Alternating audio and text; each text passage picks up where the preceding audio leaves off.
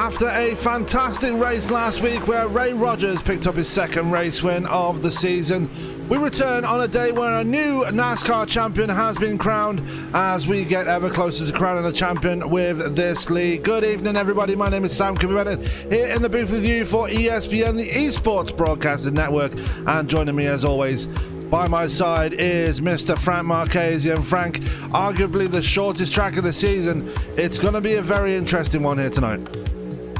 Yeah, it's going to be fun. It's going to be a lot of beating and banging. It's going to get rough out here tonight, and that's just the nature of these short track races. So I think we're going to have to buckle in because we're here for an exciting race tonight. Yeah, this is the Sim Speed Shop 200 here at Richmond Raceway. This is 200 laps long, and it's going to be a long one for everybody involved, not just on the track, but up here in the booth as well. The people in race control, everybody involved here is in for a long night, and this track, like New Hampshire a couple of weeks ago, very synonymous with cautions here, Frank. Yeah, and that's just an unfortunate nature of the type of racing you see at these racetracks. Again, these are all amateur drivers. They're not professionals. So these guys are going to make mistakes that you wouldn't necessarily see on the professional circuit. So it's only natural. Close racing, short track, slow track, heavy braking zones at both ends of the circuit. It's only natural that this is going to be a less than ideal race. 32 drivers set to take the green here. We have a new driver in the field. That would be Michael Sheffield. Actually, he's in the race control booth, so I'm wondering if he's on race control instead of actually on the track here tonight, because I've not seen him turn a lap yet. I haven't either, if I'm honest. As Ryan Thomas in the practice session so far. We just got over 3.5 minutes left in practice. Ryan Thomas is the fastest, as you can see on the left-hand side of your screen. And Ray Rogers is right there as well. Warren Keith, the man that's been probably unlucky these last couple of weeks. A few weeks ago leading the most laps, and then last week leading the most laps again. But it was just one little wall hit that cost him the race last week. And that's something that he's not going to have to worry about here. This is the place where it's mostly mechanical grip, not aero grip. You do need aero grip here, but it's not as poignant as it would be at a place like Auto Club. And for Warren Keith, for his benefit, for Warren Keith's benefit, that's going to work out for him. But Ryan Thomas, you mentioned him, fastest in practice right now. Honestly, with the way he drove at New Hampshire, this really isn't all that much of a surprise. He looks like the odds-on favorite coming into this thing. Yeah, we're looking at Trevor Massetti in the number 3 Dale Senior inspired Chevrolet. He's currently in the top 5 in practice as well. We've had some new number changes yet again this week, Frank, and some people not happy about it, but we've had new number changes regardless. Craig Burns in the number 48 now. Dakota Curtis now in the 12. And there is one more driver that's had a new number change. I think it was Jerry Culver, who's now in the 2. Yep, and that's where does that leave? Oh, never mind. I answered my own question by just rereading the list. But yeah, this is we've been assured that this will be the last number changes of the season, with 5 races to go after tonight. Not too many more opportunities to change numbers if they even wanted to. Yeah, and it's going to get more exciting from here. Next week, we are off to New York State as we go to our first road course with these guys, and they're off to Watkins Glen for, I think it's 60 laps of racing, so that's going to be a fun one. And I believe the week after that, we're off to the Brickyard there, Frank. Actually, it is. You were right on one, wrong on the other. It's 60. Yeah, it is 60 laps at Watkins Glen, Kentucky. Kentucky.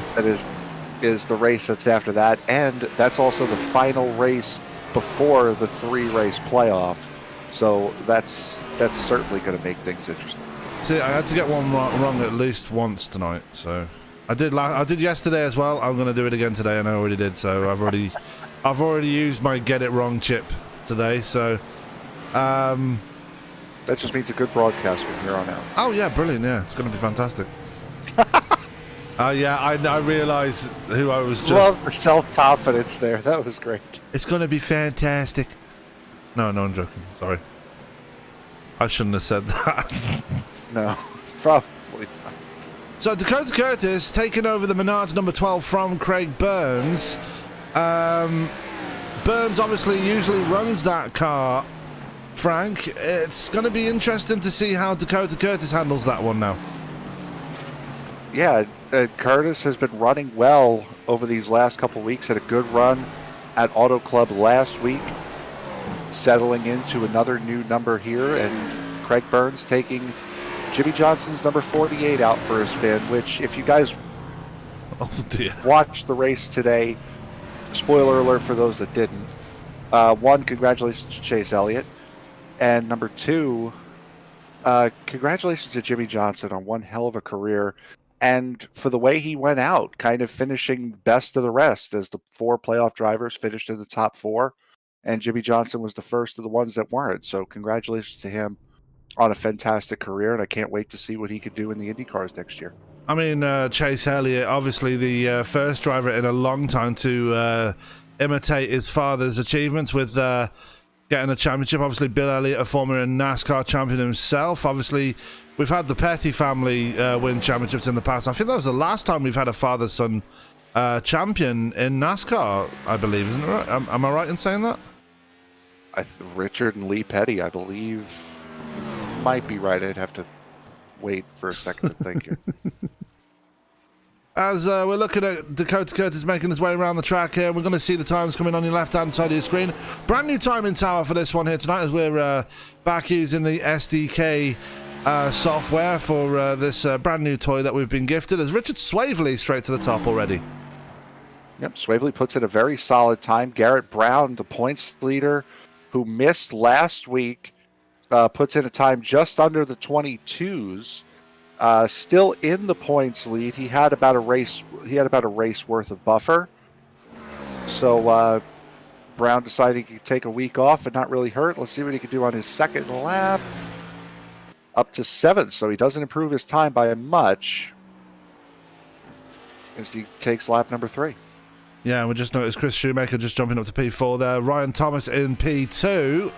Now, he's looking to get another race win here. Obviously, he's got 2 already this season, looking to be the first driver to get 3.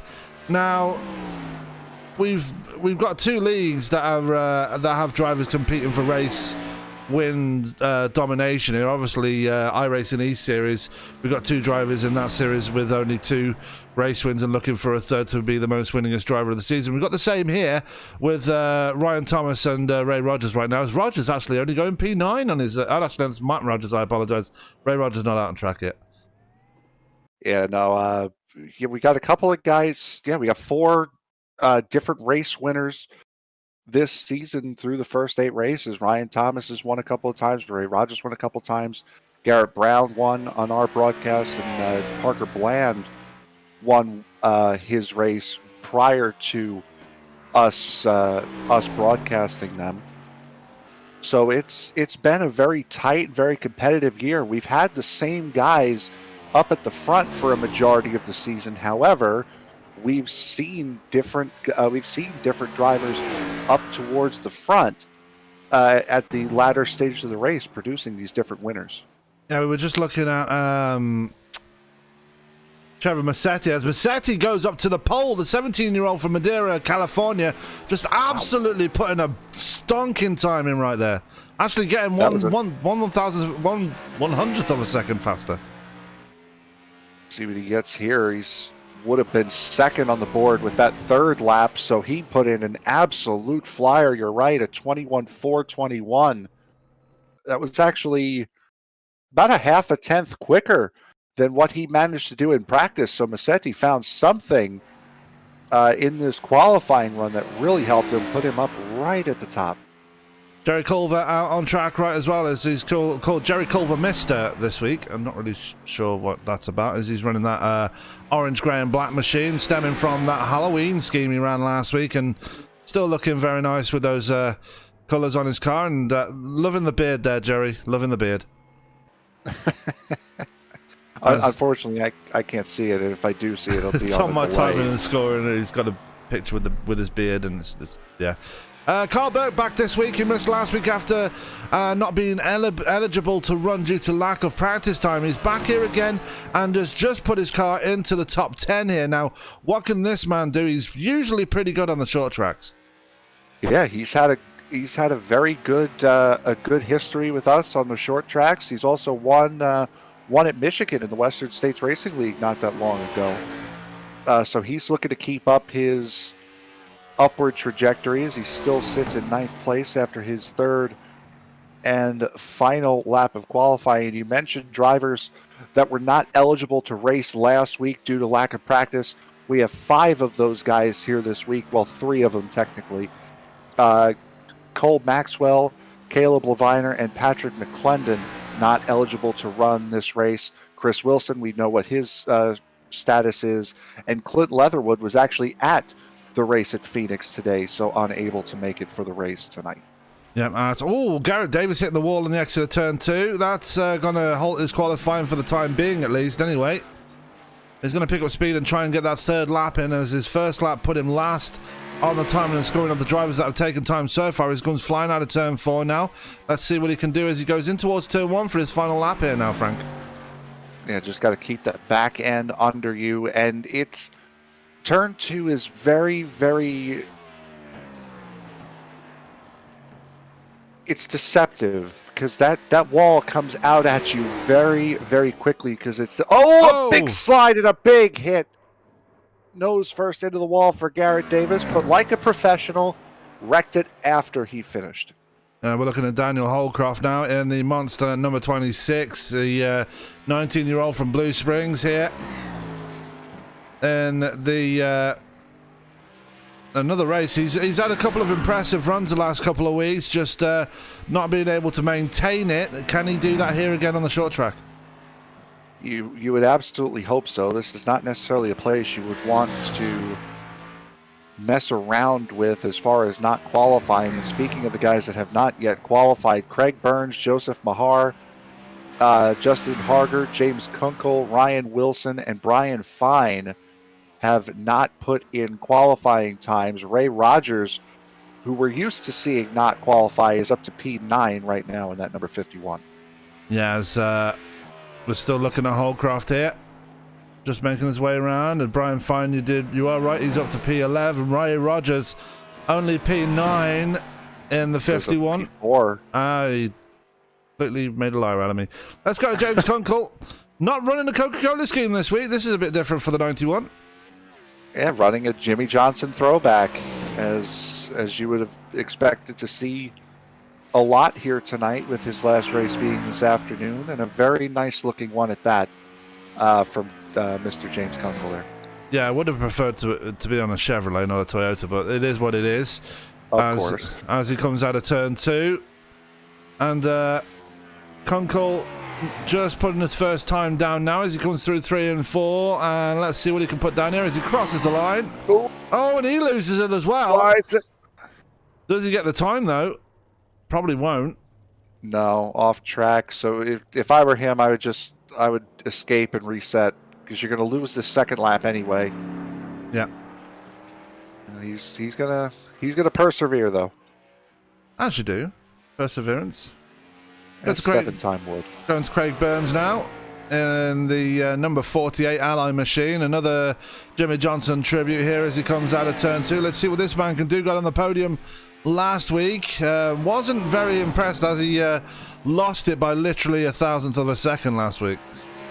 Yeah, and we've seen a lot of great races lately, especially at Auto Club, and last week certainly lived up to the billing of that, as Burns goes to 17th with a 21.778, about to starting his second lap here.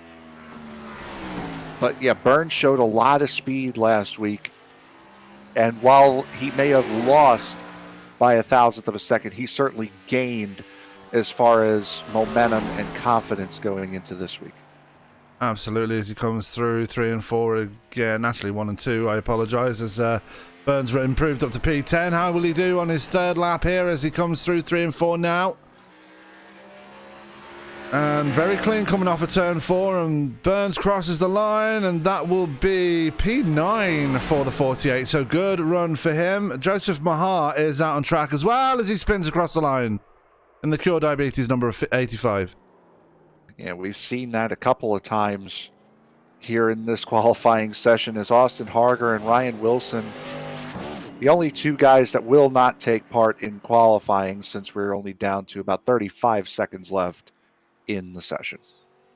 Yeah, so Mahar going to gather it back up again and try and see if he can put a lap in. He's in P26. He's just hit the inside wall, so maybe not then. Yeah, no, he is done. So that will be your qualifying for this one. We'll just wait for the time to tick down so we can actually bring you the grid for tonight's race. And 200 laps is going to be a big one here tonight.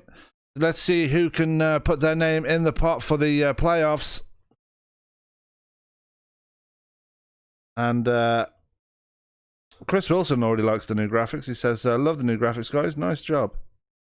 I would like to take credit. It was SDK, yeah. I mean, we'll take credit for it, but yeah, we'll take credit. We like that one. Anyway, let's go to the grid for tonight's race, and starting up on the pole will be Trevor Massetti. He'll be joined on the front row by Mr. Ryan Thomas. Row 2 will be Warren Keith and Ray Rogers. Row 3 will be Zach Wilson and Richard Swaverley.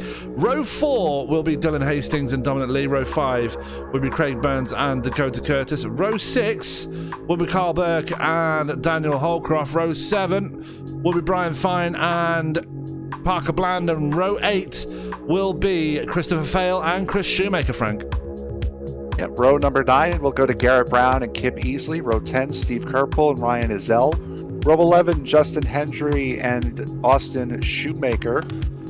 Matt Rogers and Dustin Reeves make up row 12. Row 13 goes to Jerry Culver and Joseph Mahar. Row 14 to Jason Clark and Garrett Davis. Row 15 to James Kunkel and Austin Harger. And rounding out the field will be the number 20 of Ryan Wilson. So we are ready to go racing here at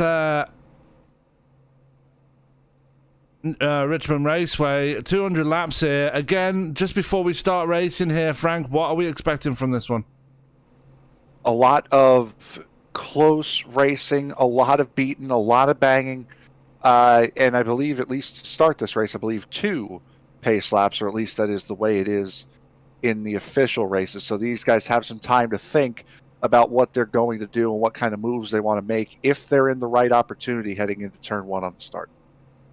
That is absolutely true. As something just popped up on my screen there. I do apologize. As we are waiting for the drivers to grid up, and we will be ready to go racing here for this one. It's I'm still not sure about Richmond Raceway as a whole, because obviously Richmond is a very unpredictable track. These guys obviously have been here before and know what it takes here. As it looks like we've got one blinking out there at the front. I didn't really quite see who that was. They're rolling off now, I know that. I will say the last time we were here was with the Die Hard Racing League in the 87 cars, and it didn't produce a lot of bad racing. And those cars are a lot more difficult to drive than these cars. And it wasn't a caution fest, if I remember that race properly. But the only thing I would say is these guys, there's a lot more of these guys here, number 1. And number 2, these guys are in a lot more powerful machines than those 87 cars. And you have more confidence to put them where you want to put them as compared to those 87 cars. So there's a lot of similarities, but a lot of differences. And that's just from the last time we were here. Lights are off on the pace car. We are ready to go racing here at Richmond Raceway. They have done the first formation lap around here, and now it's going to be down between Trevor Massetti and between yeah, it will come to me, Ryan Thomas as they come out of turn 2.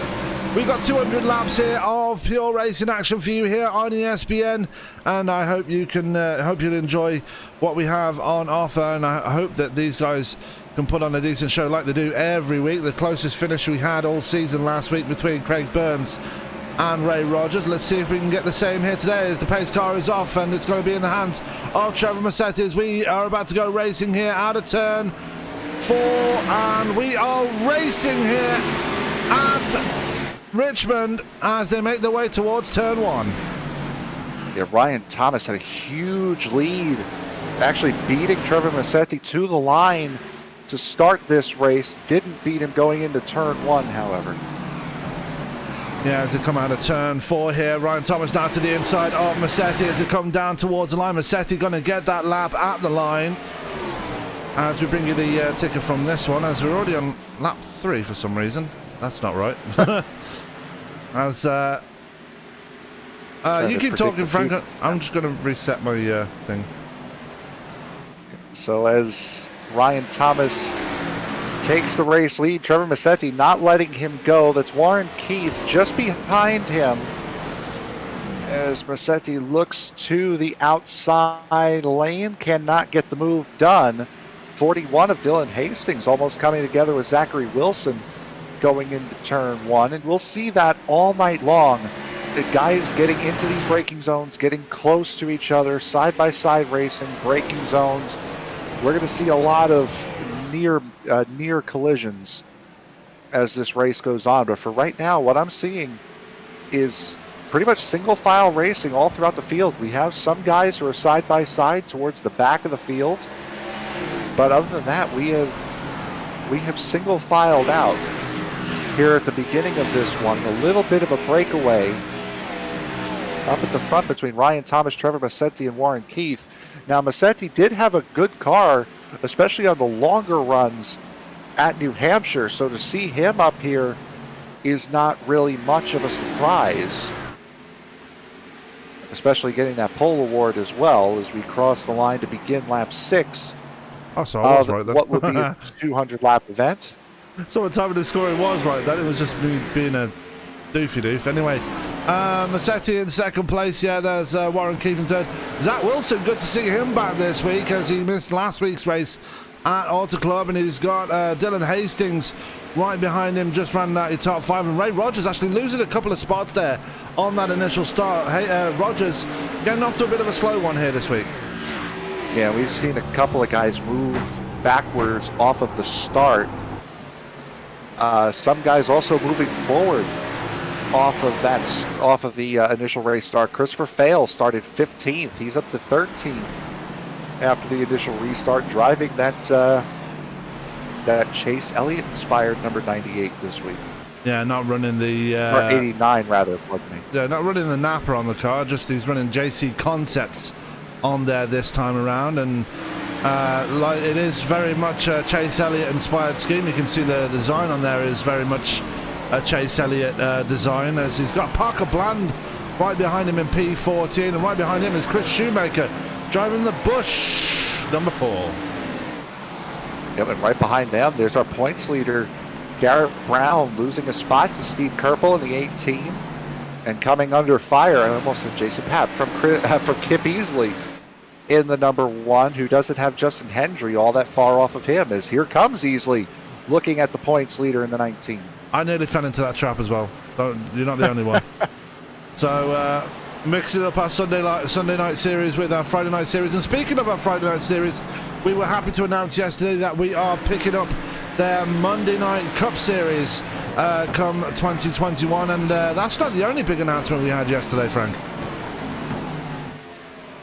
No, we also picked up another Sunday night series. If you guys are just coming over from the Dirt Championship Esports Series, unfortunately that will be the last time we're going to be broadcasting them this season after having their season finale at Eldora. We are also picking up one of the Majors series for this Sunday night. Broadcast team still to be determined, but we will be picking them up as well. We're very excited about that. Absolutely, and it's something to look forward to in 2021. 2021 is going to be a big year for racing here on ESPN, so we will invite you to come and join it with us, and it's going to be very much enjoyable. As they come out of turn 2, Warren Keith all over the back of Trevor Massetti now. Yeah, and there's a big gaggle of cars fighting for position behind them. That's 7th place of Dakota Curtis almost getting run over by Craig Burns in 1 and 2. Richard Swavely, Dominic Lee, Brian Fine in this battle as well. Daniel Holcroft holding on to the back of this little group here. But those guys were really close and just swapping positions a moment ago. And right behind them is Christopher Fell and Parker Bland there, right there as well, with Chris Schumacher just starting to fall off ever so slightly. He's got Steve Capel right behind him, Justin Hendry in 17th, and Kip Easley in P18. Back at the front though, looks like Ryan Thomas starting to put a gap between himself and everybody else behind him. And again, as we mentioned at the top of the broadcast, after what happened at New Hampshire, this really isn't much of a surprise to see this 32 out and leading this race, as battle for 7th ensues as Craig Burns to the inside of his old ride, the number 12 of now Dakota Curtis, and Dakota will just beat him onto the brakes going in and will hold the position. But going back to Ryan Thomas, this, much like New Hampshire, is a rhythm-oriented racetrack, and that seems to be where he is at his best, is at those tracks where you need to be into a rhythm in order to make headway. As Craig Burns gets past Dakota Curtis, and now Dominic Lee looking to find his way past the 12 and does. Dominic Lee not had much luck lately since he won the All-Star race a few weeks ago at Charlotte. Not really had the luck go his own way, and he's not really been in any wrecks. He's just not had the pace the last couple of weeks. Yeah, no, New Hampshire was not a great race for him. Last week we saw him fumbling around like at the back end of the top 5, trying to fight around that 5th position, not much higher. So this is another track for him to try to get on, as Dakota Curtis had a big slide coming out of turn 4 and is able to hold position momentarily though, as there's Brian Fine on the outside of him, and he'll have the run coming out of the corner. He's got to beat him into the braking zone though, which he will not be able to do. Yeah, that outside line not really working at the moment, as Richard Swavely taking a look at the back of Fine as they come out of turn 4. So he's going to regroup and try again. Is the man in the 98 M&M's machine. Good to see him back in an M&M's car this week. Kind of missed that, even though I still argue that it shouldn't be on a Mustang, but that's just me. As Ryan Thomas coming up on lap traffic already here. That is going to be Joseph Mahar right in front of him now. Yeah, some of these guys have not had great runs at the start of this race. We're only working lap 20. And this really goes to show which one of these guys are short track racers and which ones aren't. As, boy, oh boy, did you see Warren Keith and the big swing he took at Trevor Massetti on the outside going into 3. Yeah, he's driving the purple discount tyre machine this week. He was driving the red and white one last week, as he's trying to stay on the back of Massetti. Massetti trying to, it looks like he's that long run pace he had in New Hampshire starting to come into play now, as he's trying to get to the back of Ryan Thomas and succeeding, as Ryan Thomas is looks like he might be starting to struggle to negotiate his way around lap traffic here. And that's half the battle of fighting lap traffic. It's not are you quicker than them, it's where you catch them and how easily they let you go by. Trevor Massetti got very, very lucky at New Hampshire a couple of weeks ago that he was able to catch lap traffic in very favorable positions for him and allowed him to catch up a little bit, not as much as he needed to Ryan Thomas. Oh! And we've just seen Zach Wilson get into it there with back marker. I didn't quite see who that was. And it was the 58 of Jason Clark. Let's go back and see. It won't let me see it, will it? No. Will it? Just... No, it won't. But see here. Yeah, but, oh, it was netcode. Yeah.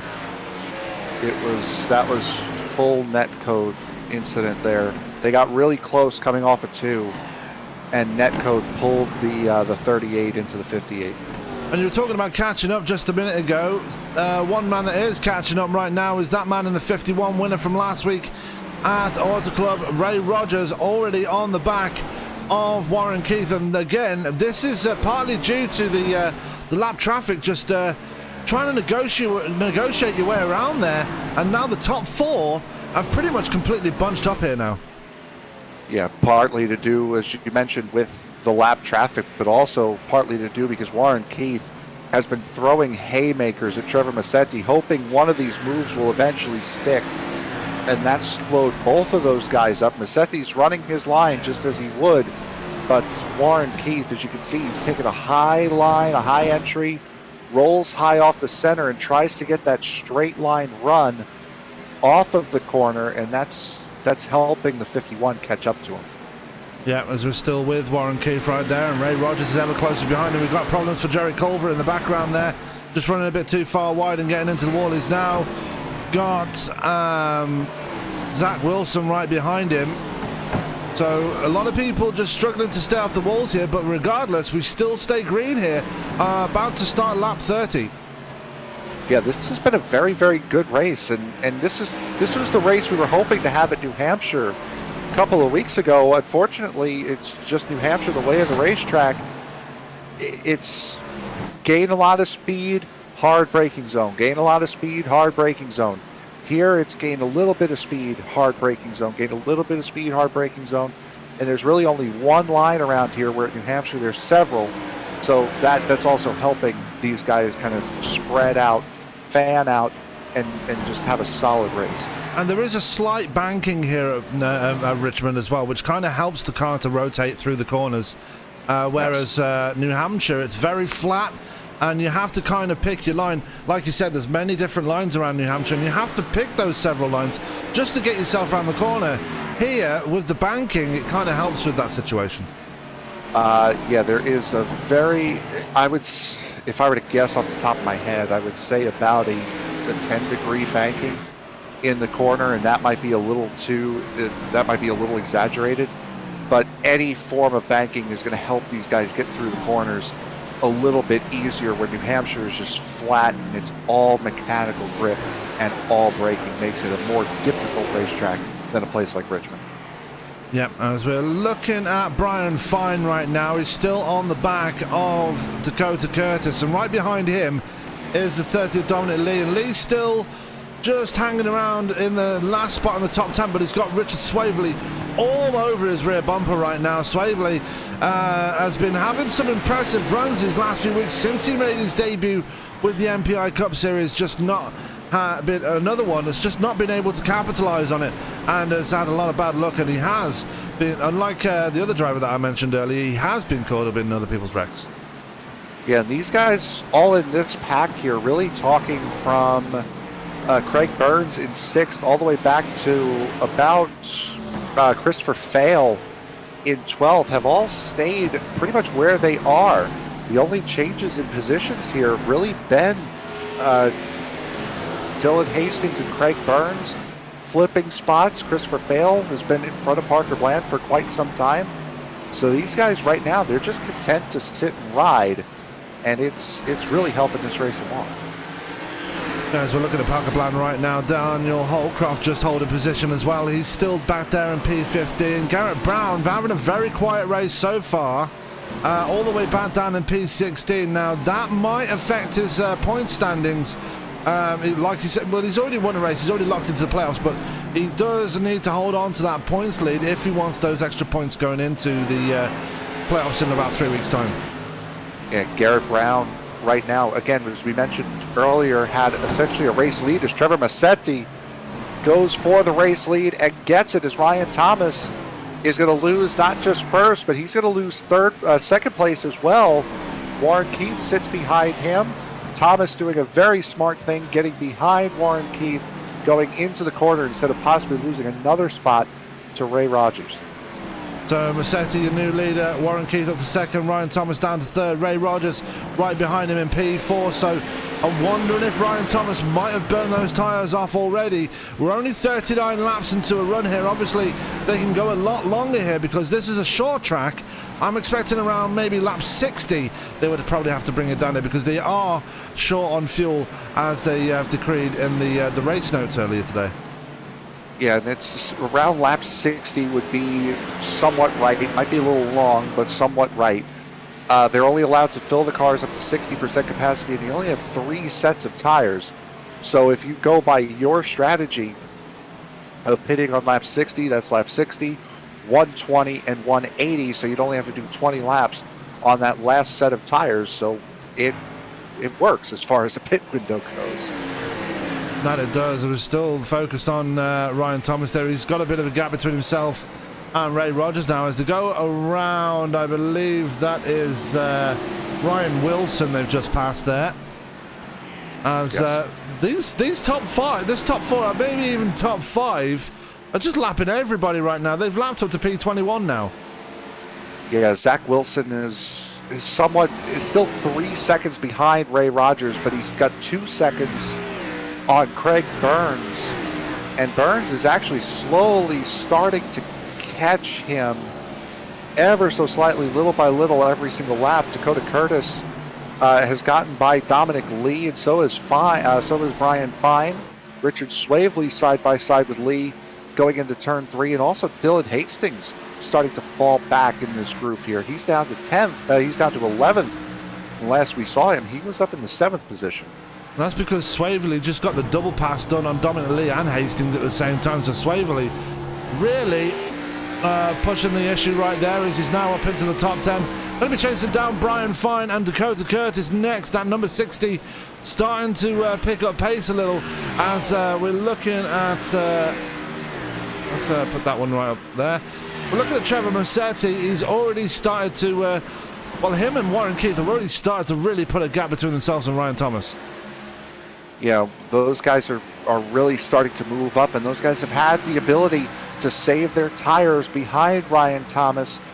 Ray Rogers has also had that ability as well, as you can just see Warren Keith and his unique braking line going into these corners, trying to get up to Trevor Musetti, and you can see how much he gains when he's able to stay on that bottom, but it's when he tries to do something different to catch up or even pass Trevor Musetti, that's when he has those issues and starts to fall back. Now this is where it's going to get more difficult. They are coming up on, it looks like Justin Hendry and a whole gaggle of cars right in front of them.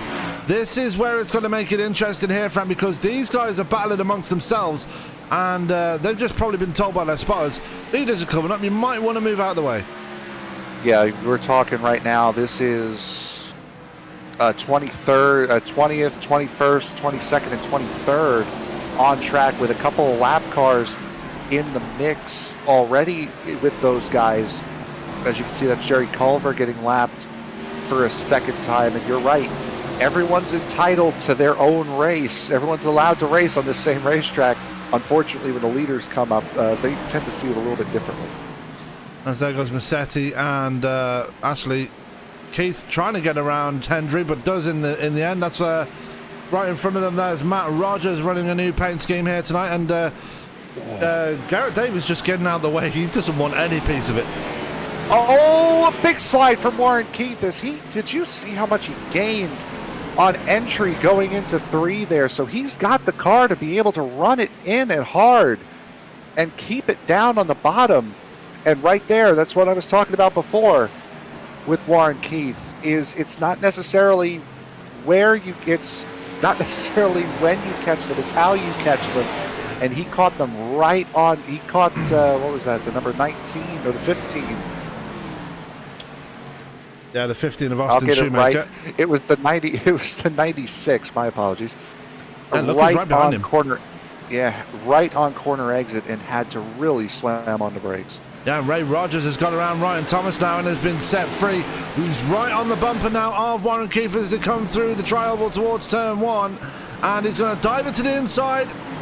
And Ray Rogers will move his way up to second place. A very forceful move, but one that was pretty necessary, considering we are only 30 laps to the end of the stage here. As here comes Warren Keith back at him. Yeah, Keith isn't going to let him go easily. It was a very good move from Ray Rogers, and now Musetti's looking in his rearview mirror, licking his chops. Does he see these two running side by side? It's going to allow him to get further and further ahead. Yeah, and Keith gets the position back there, and all this fighting has led in Trevor Musetti get away.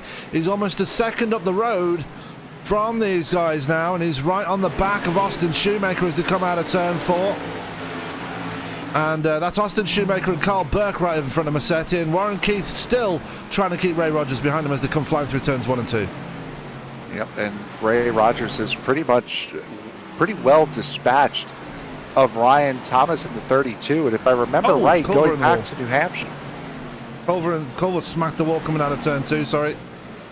Yeah, no, that will happen over the course of the night. But if I remember right, after New Hampshire, Ryan Thomas saying that he wasn't all that great as far as saving his tires. I wonder if that's what's hurting him right here, is the fact he's driven a little too hard at the beginning of this run.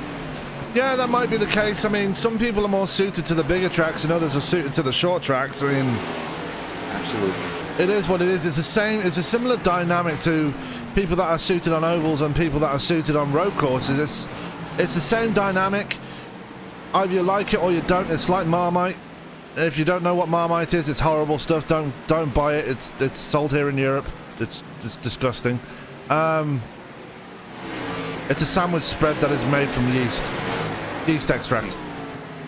Close to Vegemite, or yeah. Okay, there you go. It's terrible stuff. Some people like it, some people don't. That's why I say it's Marmite. Some people like it, some people don't. That's what I was trying to get at. If you like that sort of thing, that's the sort of thing you're gonna like. Yeah. Craig Burns now still in a battle there with Richard Swaverly, and he's got Dakota Curtis. Actually, Dakota Curtis has fallen off these guys and has got Dylan Hastings behind him. Craig Burns has completely got away. That is actually the 91 of James Kunkel right behind him, as they are still, even these guys up in the lower end of the top 10 starting to lap people now. Yeah, and they're really starting to spread out now, as well as Richard Swaverly's actually gotten around Craig Burns. Brian Fine has also gotten around the number 48 of Burns. So Craig Burns might have used up those tires earlier in the run, and is now the 98 and the 38, two teammates running in a battle for now the 5th position. Yeah, and Zach Wilson, since his little incident earlier, just not had the pace since then. But then again, he's been just like everybody else, trying to negotiate his way through the lap traffic as Garrett Davis goes into the wall right there. And like I said, we're going to see a lot of that tonight. Yeah, that's a very flat exit, is that wall coming off of turn 2. So you think you can run that car a little bit wider because you can see the arc of the wall, and then all of a sudden that wall straightens out and flats out, and you're running right into it as he does it again. Absolutely, as we still focus on Davis there, as there goes Richard Swaverly to his inside. Let's go back to lead though, as Trevor Massetti still holding a 1 second lead over Ray Rogers, who's got second place back now after past that we didn't see, as Ryan Thomas hitting the wall there coming out of 2. Not too much, but still flirting with that safer barrier right there. Yeah, and what's really going to be making Trevor Massetti happy now is he has a lap car in between himself and Ray Rogers. So Rogers has somebody to negotiate, somebody to worry about in front of him, while Massetti's just got clean air going as we're about to start lap 63. That we are, as we are getting closer and closer to pit stops. Actually, we've got one in pit road right now. Zach Wilson. Yeah, Zach Wilson is in pit road. As you see him right there on pit road. This new thing is blocking one of my. Do you see what I'm saying now? Yeah, it's blocking stuff. Anyway, I'm looking at the pit lane counter. It's being blocked by the timing tower, so it's a bit. There's a few teething problems. Once we get it properly resized and stuff like that, it'll be fine. But anyway, let's Zach Wilson back out of pit road again. Ryan Ezell now in pit road, as he's not in pit road now. I do apologise, but pit stop's starting to happen here now, Frank. And how long will it be before the leaders start coming down? I'm watching these guys, and boy, oh boy, Holcroft took a big swing at Trevor Massetti going into turn 1. It's going to lose him a little bit further behind Massetti now, as Ray Rogers has gotten around. Culver into the wall trying to get out of the way. Kip Easley running on the outside lane and slides off of turn 4. So pit stops, I would have to assume, should be coming. And by the way, Kip Easley running 15th position, still not a caution to be had here at Richmond. Lap 66 we're on, and we've got wholesale pit stops going right on now as Ryan Thomas is now in pit road. And I said, how long will it be before the leaders come in? There you have it right there. Ryan Thomas now in pit road. Parker Bland in as well. Warren Keith in. Yeah, Warren Keith is in. I believe I saw the 20 and the 28 both in. We're still focused on Ryan Thomas as he comes out of pit road, and Warren Keith beats him very easily coming out of pit road, as Trevor Massetti will be the next one to come down, I'm sure, but he doesn't come down. He stays out and he puts a lap on Parker Bland. Yeah, that was Kip Easley. He just passed on track right there. As now he's going to be coming in now as he's allowed Ray Rogers around on the outside lane. So now Trevor Massetti coming in from the race lead. And what might hurt Massetti coming out here through this pit cycle, that was a very slow entry into pit road. I think Ray Rogers might be a little bit more aggressive, and if he is and aggressive properly, he'll be out of this with the lead. Yeah, as Rogers is now coming in. Way more aggressive. Yeah, he was way later on the brakes as Swavely's going to stay out, it looks like. So he's going to pick up a point for a lap led here. Garrett Brown now up to third place. Sorry, what are you trying to say? I say he just did lead that last lap as Massetti comes out of pit lane right behind that, right behind the leader Swavely. And it's guaranteed you're going to lose a lap on pit road here as Swavely now hits pit lane. The 3 back on the lead lap, and he's got the 88 and the 32 right behind him. Yeah, and more crucially, Ray Rogers is just coming out of pit road right now. Massetti gets ahead of him, so that aggressive entry into pit road did not work in the favor of Ray Rogers. Even Ryan Thomas and Warren Keith have got around him. Rogers making a bit of a mistake there, it looks like. He had to have missed his box initially. There's no reason that he was that far out. There's really, he had to have missed his box. There's no reason he's that far back from those guys. As we've still got people in pit road here. We've got Shoemaker in pit road now. Garrett Brown leaving pit road. Yeah, Christopher Fail. So that is the round of pit stops over. Now they can run it until the end of the stage here, and it's now Ryan Thomas that's in the lead. He's got around Trevor Massetti, and all of a sudden Ryan Thomas has found a ton of speed in that number 32 now. I'm trying to see what happened because Thomas is way ahead and he came out just behind. I think it's the lap traffic, I think, that caught Massetti out on a bad line. And it's just forced him back as he was having a hard time getting around Dustin Reeves in the 6. Once Ryan Thomas got around, and he's still not around Reeves. Now I'm trying to figure out what exactly happened here. Yeah, I was just looking back. I didn't see anything out of the normal other than him just fighting lap traffic. It doesn't say anything. It doesn't say anything about Trevor Massetti hitting or getting caught up by anything. But here comes Ray Rogers as well now to the inside. So something's wrong with Massetti's car. You know what? He might not have taken tires. That's the only thing I can think. What was his pit time? It didn't say.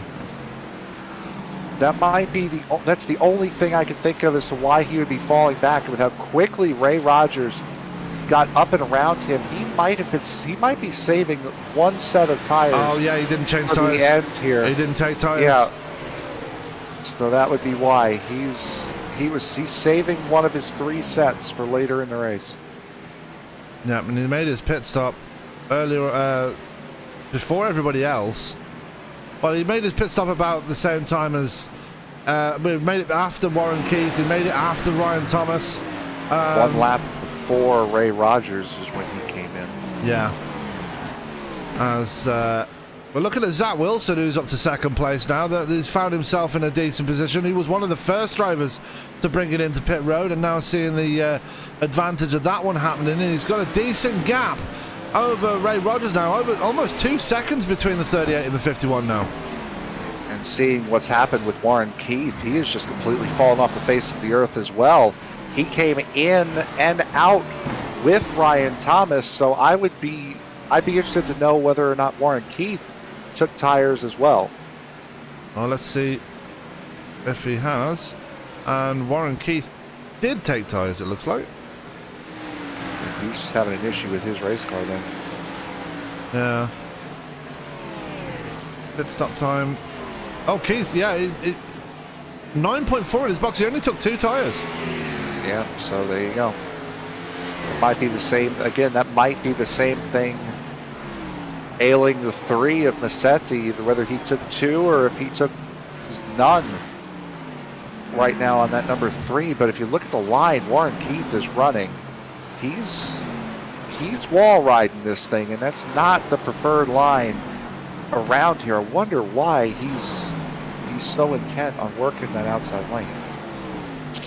I mean, we found out the reason why he was so slow last week after his pit stop. It's because we've got problems with... No, we don't have problems. No, I take that back. We found out why he fell back so dramatically last week is because he apparently hit the wall, and that gave him enough damage to cost him a lot of speed there, and was unable to get it back. This week, taking a gamble on 2 tires here. It's a much bigger gamble. It's not as big of a gamble as Trevor Massetti, who took no tires.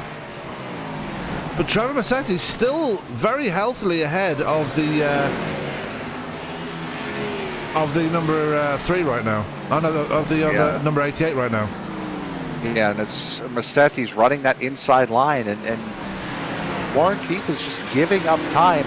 And you could be sitting, if you're watching this race at home, thinking, well, he could be trying to rubber in that outside lane for a move later on in the race. That really only works if you have more than one person rubbering in that lane with you. And while these guys there are lappers getting passed on the outside lane, that's not doing much to help rubber in that outside line. Let's go back to Ryan Thomas here. He is very clear, well, he's still ahead of Zach Wilson, but Zach Wilson is closing that gap here, Frank. He's got it from 3 seconds down to 1.5 now, with about 6 laps left to go when they cross the line. Can Wilson catch him to get those top points there for the end of the stage? Would have to think so, but here's another question I have, and I will ask this a certain way. This driver also took no tires and has fallen a lap down. Answer in question form only, please.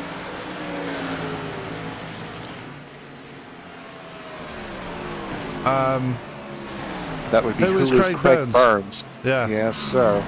And paying tribute to Alex Trebek. Thoughts going out to the friends and family of such a legend on the television, by the way. Yes, sir. As Burns, another one of those guys, he was fighting up in the mid, like that 5th, 6th, 7th range.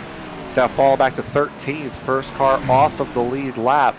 Next car ahead is Christopher Fail, who is right in front of the 32, as we've only got about 3 laps to go when we hit the line here in this stage.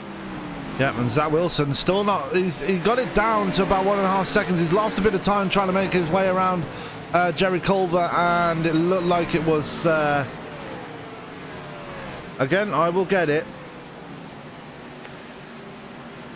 No, Jerry Culver, I'm just going to stay with that. Christopher Fail. There we go. So Wilson not closing the gap as he would like to, with 3 laps to go, 2 at the line.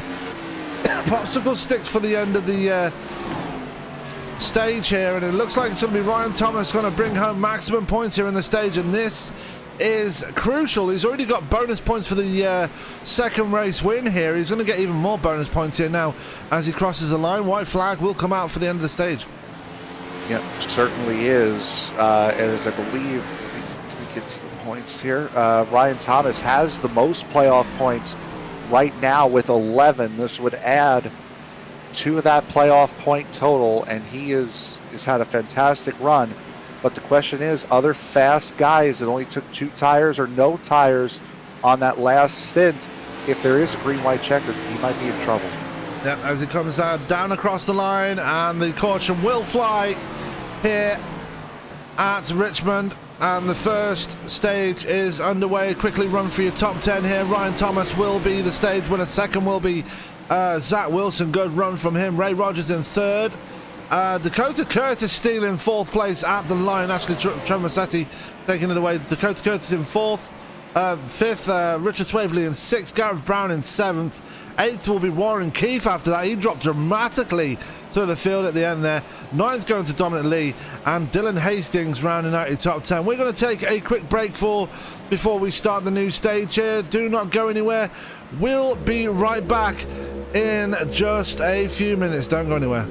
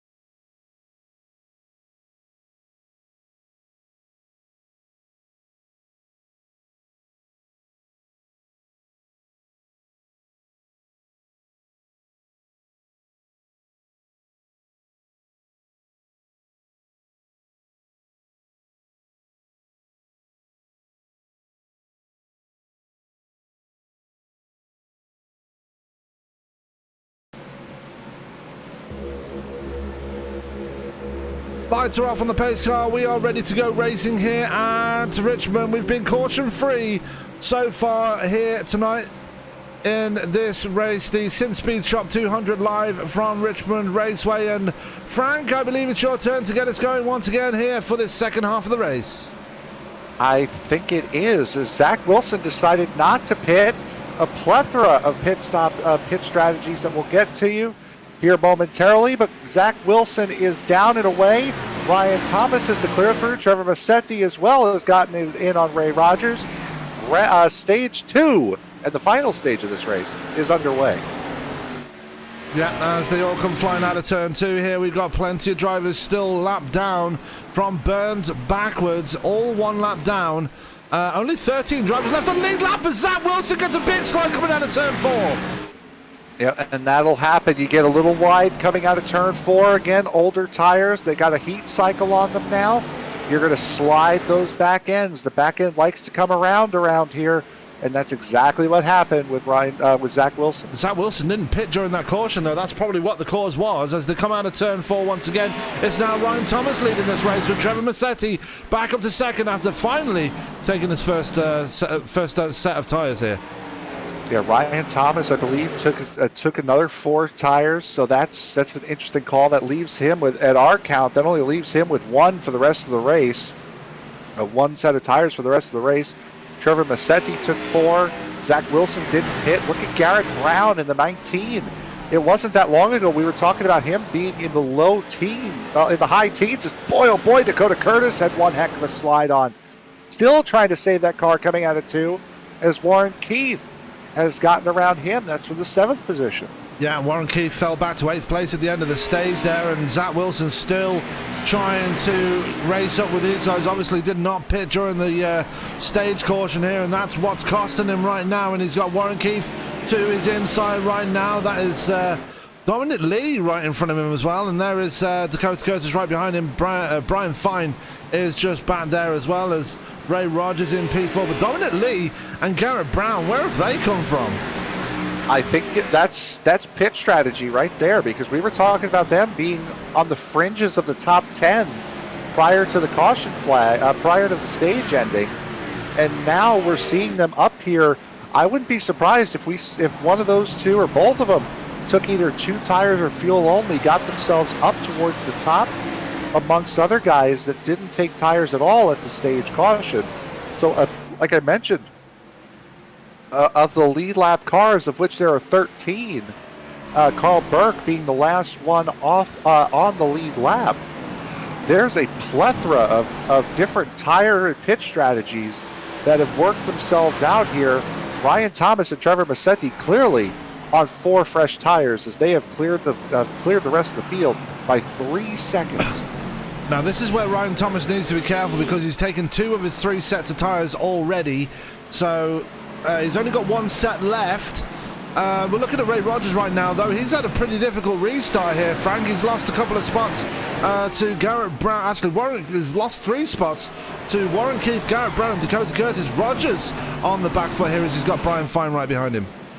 And if I remember right, Rogers did not take 4 tires. I believe he took fuel only on this pit stop, so he's nursing tires as well.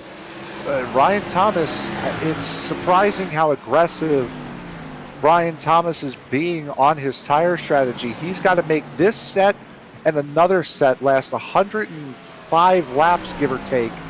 Really not that hard to do. We just saw them do 90 laps green. So it's really not that far off. But if there were to be a late race caution with, say, 10 laps to go, Massetti has a set of tires in the bag. Thomas does not. Yeah, as they're both still together coming through turns 3 and 4 here. We're going to go back to Warren Keith, though. He's just moved his way back up to 3rd place. Did take tires this time round. He took 2 during the green stop pit stops. That cost him dearly, as he's now on 4 fresh tires. He's got Dakota Curtis right behind him. Biggest mover in the race so far is this man right here, Ryan Wilson, up 14 spots. Yep, Ryan Wilson has done an absolutely fantastic job with his pit strategy, and he was one that did not qualify. He was one of only 2 drivers that didn't qualify. Austin Harger, who is, I believe, out of this race, is the only other driver not to have taken qualifying, but that 20 has done a great job here tonight. Yeah, still a lap down, unfortunately, after being caught out through the green flag pit stops, but still running very clean there. He's got Matt Rogers right behind him in the very green and black looking number 96 with the chrome number. Looking very nice there, Mr. Rogers, as we go back to the lead battle here, and Ryan Thomas still just ahead. I say he's got a couple of car lengths ahead of Massetti now. So Ryan Thomas still being aggressive here, just trying to get away from that number 3 as quickly as possible. Yeah, he's got that half a second on Trevor Massetti right now. But I wanted to make mention. I said that Carl Burke was the last car on the lead lap. Craig Burns had gotten passed by Carl late in that first stage, and right now Craig Burns, who has a really good car tonight, is mired as the first car not on the lead lap, battling with Ray Rogers and Garrett Brown right now, unfortunately not for position, and he does have to fight because Steve Kerpel, who is also a lap down, right behind him in the 18. There is Kerpel as the 33-year-old from Swoyersville in Pennsylvania, currently sitting down in P15 right now, and is chasing down Craig Burns for that 14th spot. There is Garrett Brown to his outside. Brown's starting to struggle a little bit now as he's fallen down to P7. Yeah, that just tells me he didn't take tires under the caution at the stage, and now that everyone else has had their tires keyed up, that now it's starting to show who's on what set of tires. Is Zach Wilson again? He didn't pit under the stage caution. He's falling back. Richard Swavely as well. We don't think he took tires under the stage caution. He's falling back as well. Dylan Hastings is the last car on the lead lap right now. He's also had a good run, been solidly in the top 10 all night. Yeah, and he's just ahead of the 6. And the 6 is Dustin Reeves. And Reeves looking... That's a very nice paint scheme on Dustin Reeves. I will be very honest. The red, black and yellow. The Eagle 1 paint scheme that is running here this week. And there are going to be a few drivers that we don't mention very much. Dustin Reeves, I kind of feel sorry for him because we don't mention him very often at all in these broadcasts. But here he is anyway.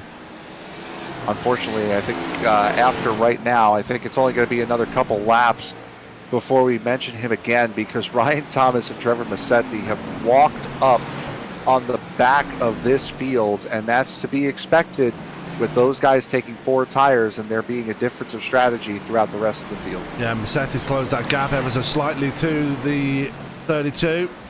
Massetti, chasing his first race win of the season, is in a prime position to do it. We just seen one driver run very high there and almost hit the wall. That was the 91 of James Kunkel. Taking a very high line there. I think he actually did hit the wall because he's got some front end damage now. Speaking of front end damage, I'm also noticing on the front end of that 28 of Justin Hendry, there is there's a very noticeable lack of front end on the front end of that number 28 Ford.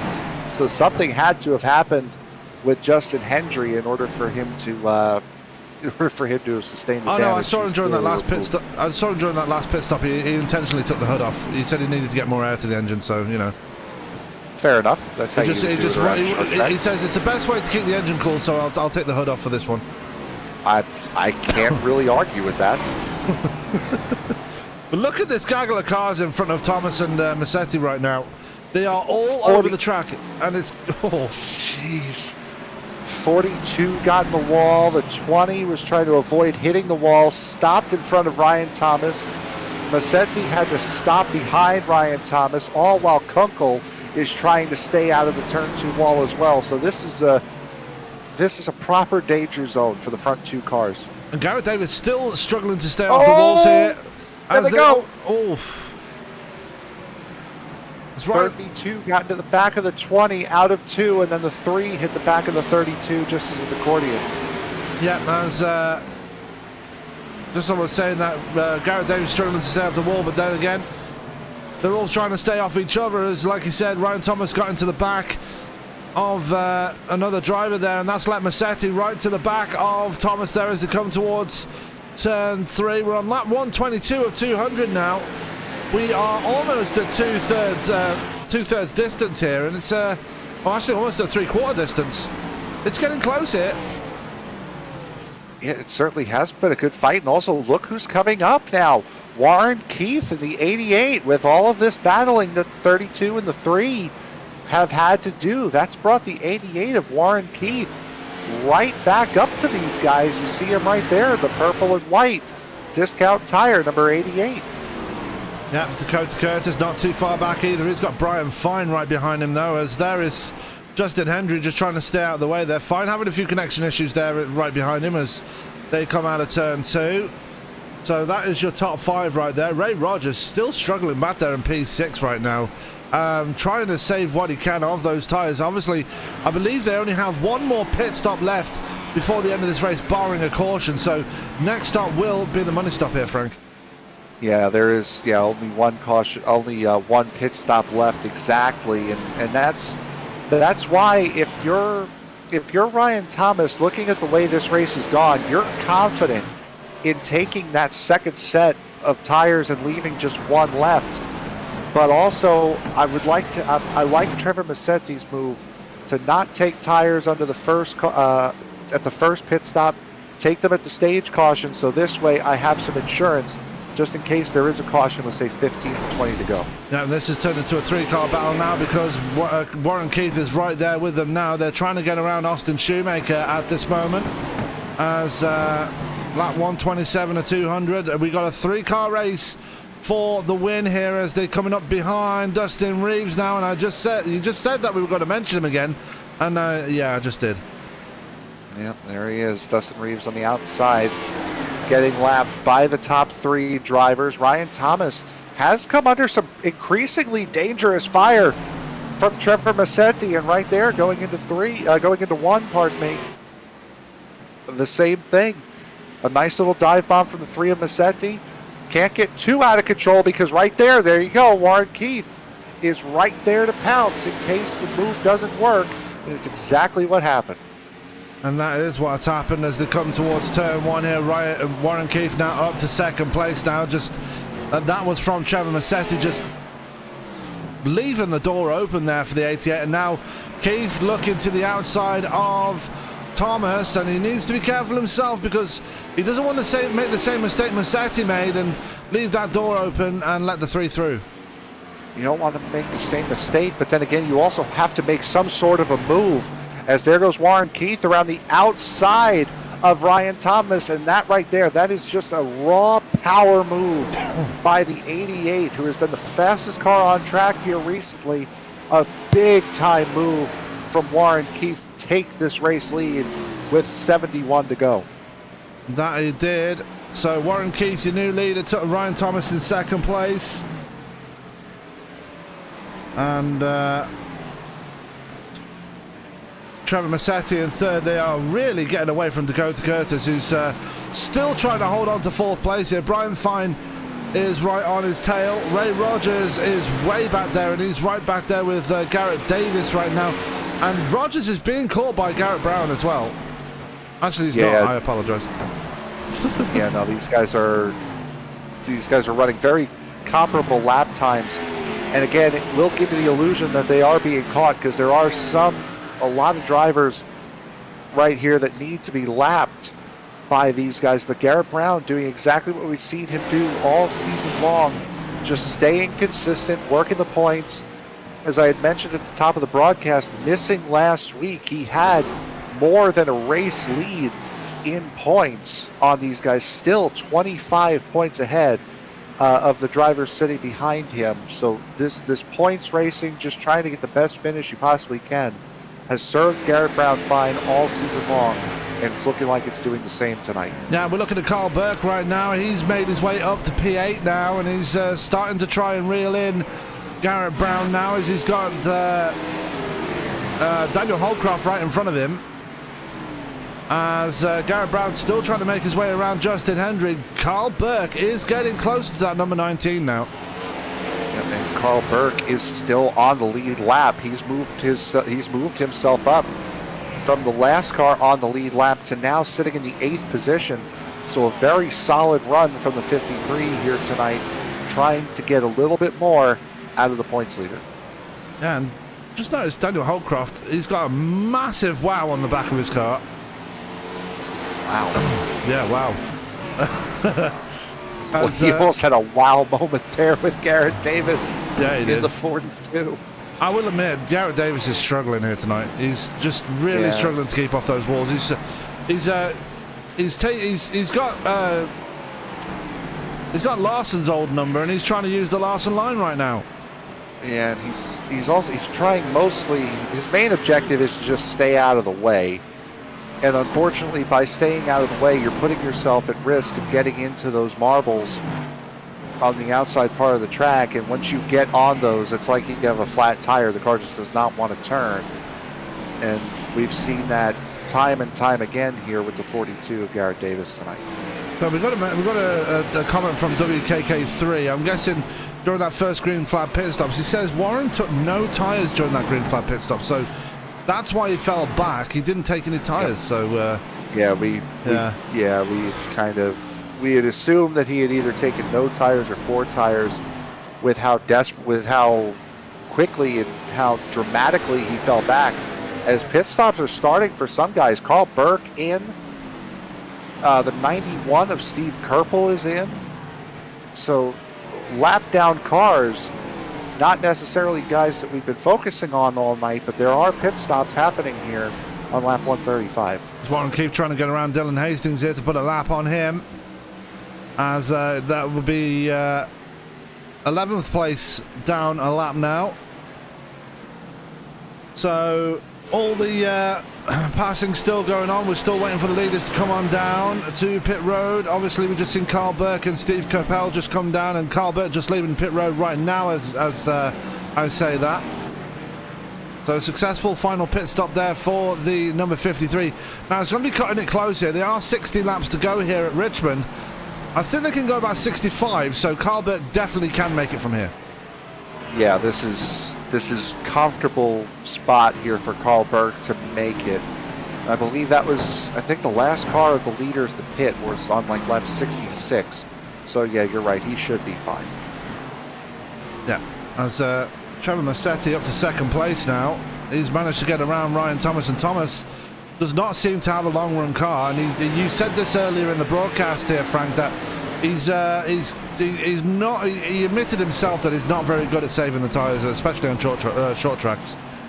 Yeah, and he's fallen behind Trevor Massetti not that long after Warren Keith had gotten around the both of them. As Massetti now 3 wide on the outside, trying to get around Jerry Culver, who just come into pit road. Culver escapes the outside lane, just trying to get away, and the points leader Garrett Brown is the next car ahead of him.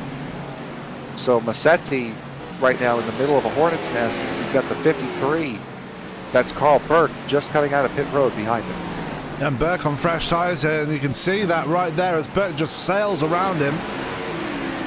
And Carl Burke only fell back down to P15 after his restart, after his pit stop actually made that P16. So didn't fall too far back after the pit stop. I believe Garrett Brown's just been in pit road as well. So pit stops happening thick and fast. And we're just going to take a quick look there. We've got caution out on track. This will be the first actual caution that we've had here tonight. See who it was and where it was. Trying to find out where it is. Yes, I'm looking as well. I don't see any newly damaged cars.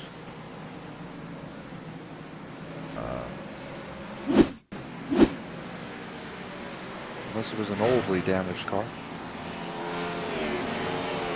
Trying to find out who it is. We're going to see. Might have been the 58, possibly. I don't know. He was clear.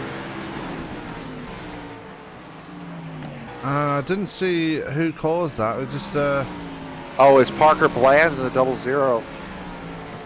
Let's go find what happened to Parker Bland here.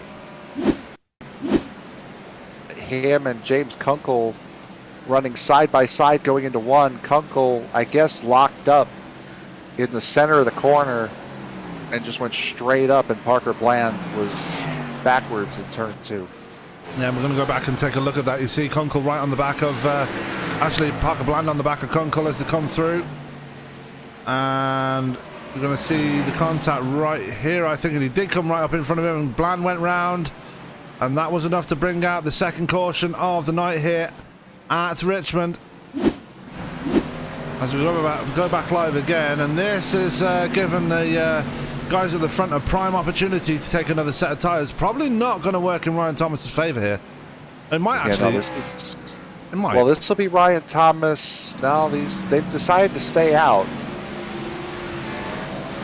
So these guys are Guys are trying to work with what they can get here, and you see right here, way in the back is Warren Keith. Go up to the pace car. All of those guys are about to get a lap back. So Ryan Ezell, Garrett Brown, Carl Burke, Matt Rogers, Austin Shoemaker, Chris Shoemaker, Ryan Wilson, Daniel Holcroft. Those are all guys that could possibly be getting a lap back here. That's Jason Clark right in front of Warren Keith there, and he's got massive damage on the rear end of his car. And Jason Clark is actually going to pull it into pit road. So as also comes Ryan Wilson. So nobody really taking it down pit road here. They still have the money stop left to go, and a few people have already made that stop. Obviously Carl Burke is one of them, and Burke is about to get his lap back as well, I believe, and he will, yeah. So Burke might be in a prime opportunity to work his way forward here. This might work in his favor here, as well as Garrett Brownell, who I believe has made his final pit stop as well. Yeah, those guys who made pit stops earlier during that green flag run that are taking wave arounds right now, those guys are going to be at a serious advantage because they are able to because they were able to get those fresh tires, and they're going to be really quick here at the starters. I believe we're about to get one to go. That we are. So we are going to get another restart here. Warren Keith will be back at the front here as everybody else is just trying to get their wave arounds here. They might have to extend the caution here, given the fact that we've seen a lot of drivers take wave arounds here. Yeah, there are a lot of guys that have taken those wave arounds.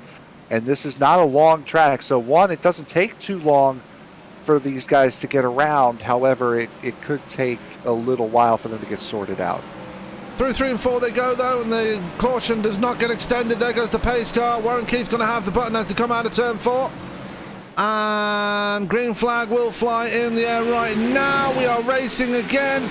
Warren Keith bringing them down towards turn 1 here. Yep, Warren Keith getting a good jump. Trevor Massetti able to stay out in front of Ryan Thomas. And also look at there, the 98 of Brian Fine is up here battling now, up in the 4th position. Dakota Curtis coming under fire from Ray Rogers. Rogers making up for lost time here. He lost a lot of time during that last green flag run as everybody really bunched together now, and it's created a bit of a traffic jam in the middle of the pack here as Rogers and Dakota Curtis almost banging doors coming out of turn 2 there, but Rogers gets the job done. He is now up to P5. Yep, he's hopefully he's going to try to make some headway. I believe he came in to take tires there under that caution, so he will be able to make some headway here. Yeah, as his next target will be Brian Fine, and Fine is right on the back of Ryan Thomas here as they come towards turn 3. As Thomas, Massetti and Keith did not pit during that last caution. For those that are just joining us, we've just had our second caution of the night, a collision between James Conkle and Parker Bland. Bland obviously being facing the wrong way on a one-way street, as Conkle getting some damage from that as well. That was enough to bring out the second caution of the night, as a lot of the front runners not taking their final pit stop here. And that's making me think there, Frank, that they've still got to bring it into pit road before this is all said and done, which might promote some of the people not too far behind them up to the front who have already taken their final stop of the night. Yeah, that would be the. Oh boy, Steve Kirkle in the 18 just went headlong. Richard Swavely in the grass as well. Yeah, problems for Swavely. Let's go back and see what happened to him. If it'll let me. There we go. He just got loose off of turn 4. Unfortunately, oh my goodness, he caught some air off the transfer. And that's from the transfer from that asphalt patch with the Richmond logo on it back onto the grass. So that could have caused a little bit of damage on that number 60. Yeah, this is right behind Christopher Fell right now. He didn't fall too far back. He's in P9 still. So that trip through the grass didn't hurt him too much. He's still on the back of the 89. Carl Burke is still a lap down here. He's down in P15. And obviously, if you go into pit road here and they're still in the green here, you do go 2 laps down here. That's how short the lap is around here. Yeah, it does take quite a second to get around here under caution. Under caution. What am I even saying?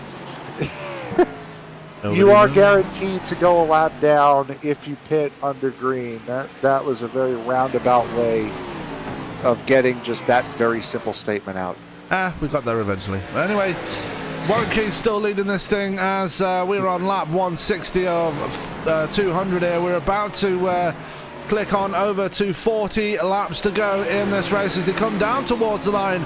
Warren Keith in leader, Trevor Massetti still in second, Ryan Thomas in third, Brian Fine in P4, and Ray Rogers rounding out your top 5. And Rogers not really looking himself here tonight. He's not really keeping up with his top 4 now. No, we took one hell of a detour to get to that very simple statement. But anyway, yeah. I'm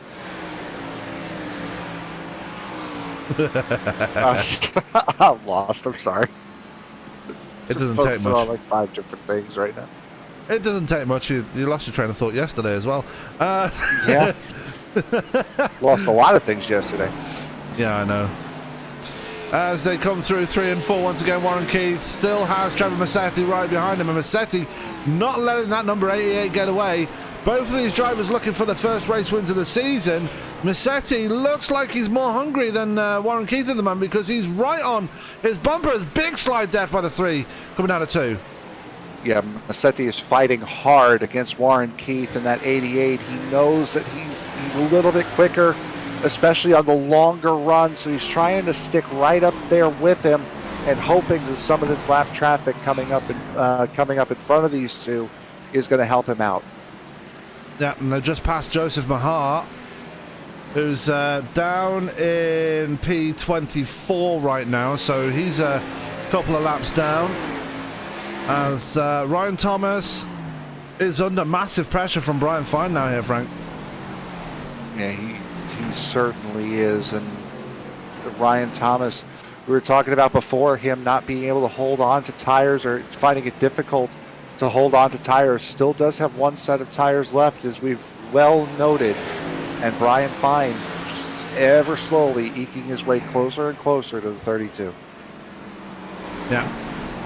Still right there. Ray Rogers back in P5, not too far back himself. Dakota Curtis has got Dominic Lee right behind him, so Curtis not exactly out of the woods yet. Christopher Fail has a whole plethora of cars with him right now, as Richard Swaveley looking to the outside to try and put a pass on him. Yeah, Richard Swaveley, we just saw him going through the grass not that long ago, and he's in the middle of a gaggle of cars. Unfortunately, he's got the 15 of Austin Shoemaker, who's currently sitting 2 laps down in front of him, kind of impeding his progress ever so slightly. And Carl Burke is there as well. Carl Burke 1 lap down still. Both father and son are right there, because Chris Shoemaker is right in front of Christopher Fail as well. As we learned that at the All-Star race. We did. So Chris is the father, Austin is the son. And Carl Burke in pit road right now. Oh, Burns, sorry. Craig Burns in pit road, sorry. Yeah, we just saw Burns get put another lap down. Oh, and just Craig Burns actually called it an evening. Oh, wow. So Craig Burns done for the night in that number 48. From the penthouse to the outhouse for Craig Burns, getting on the podium, losing the race by 1/1000th of a second last week to retirement this week. So a bit of a roller coaster season continuing there for the man in the 48. Yeah, and it's unfortunate for him too. He had a good car tonight. Unfortunately, got caught a lap down on pit strategy, and just was not able to recover from it. Unfortunately not, as we're still looking at this battle between Ryan Thomas and Brian Fine. And Fine just not letting that number 32 get away. He sees an opportunity here to get on the podium. just not able to get right up to the back of the 32 right now. He's just happy to hold station behind him, knowing that there's still that one pit stop left to go. Yeah, he's trying, you're 100% right, to try to just stick with him, stay within shot, because Warren Keith did fall off a lot more severely than Trevor Massetti did during that first run. However, we are getting towards the back end of this run, and these guys are going to start thinking about green flag pit stops here coming up fairly soon. Joseph Mahar in pit road right now, and he's making his final stop of the night as we're looking at Trevor Massetti, just falling off ever so slightly from Warren Keith there, probably trying to set himself up for that pit stop and try and get the overcut done on the 88. Meanwhile, Warren Keith gets stuck behind Garrett Davis right now, and that's going to cost him a tiny bit of time, not too much, as Garrett Davis just gets out of the way. Yeah, Davis just moving. We've seen him all night long just trying to stay out of the way of the guys around him, and unfortunately we've seen him in the wall more times than not, as there's another case of that. Jason Clark trying to get out of the way of the leader, put himself in the wall coming out of 2. Yeah, some heavy damage on that 58. He's had a pretty difficult first couple of races in that Toyota, the Bass Pro Shops number 58. As he's got Garrett Davis right there, James Kunkel right there, and Ryan Thomas right there as well. And this might be the advantage that Brian Fine would be looking for here, as Thomas now coming up on that lap traffic that the leaders have just had to deal with. Yeah, we've talked about it all race long, is that these guys, it's not necessarily how you get around these lap cars, it's where you catch up to them. And oh, there goes Clark hard in the wall in turn 2. He's took Garrett Davis with him.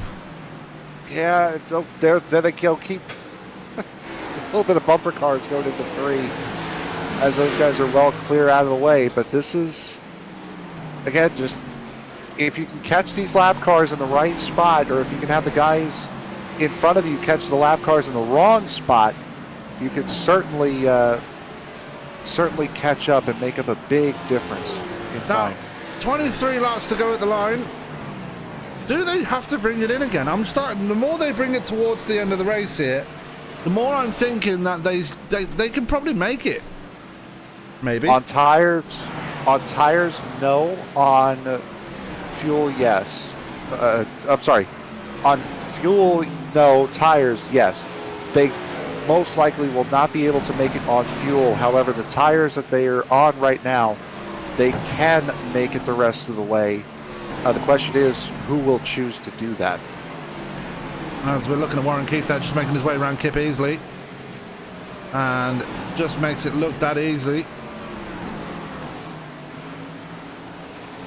I said easy, not making. Yeah, I wasn't making a play on his name. Yeah, no, we were letting it go.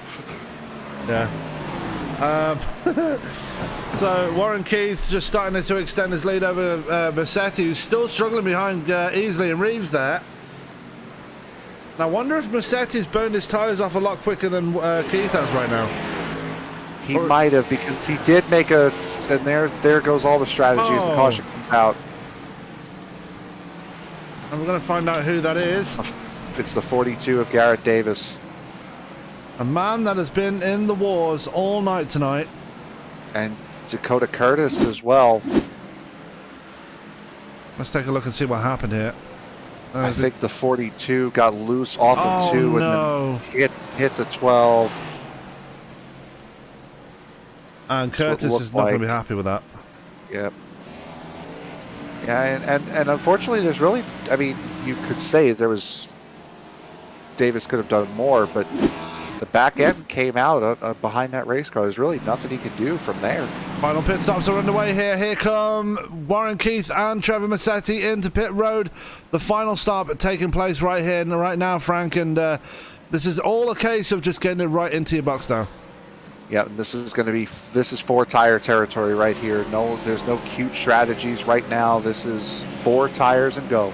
Thomas not pitting. That's an interesting call there for the 32.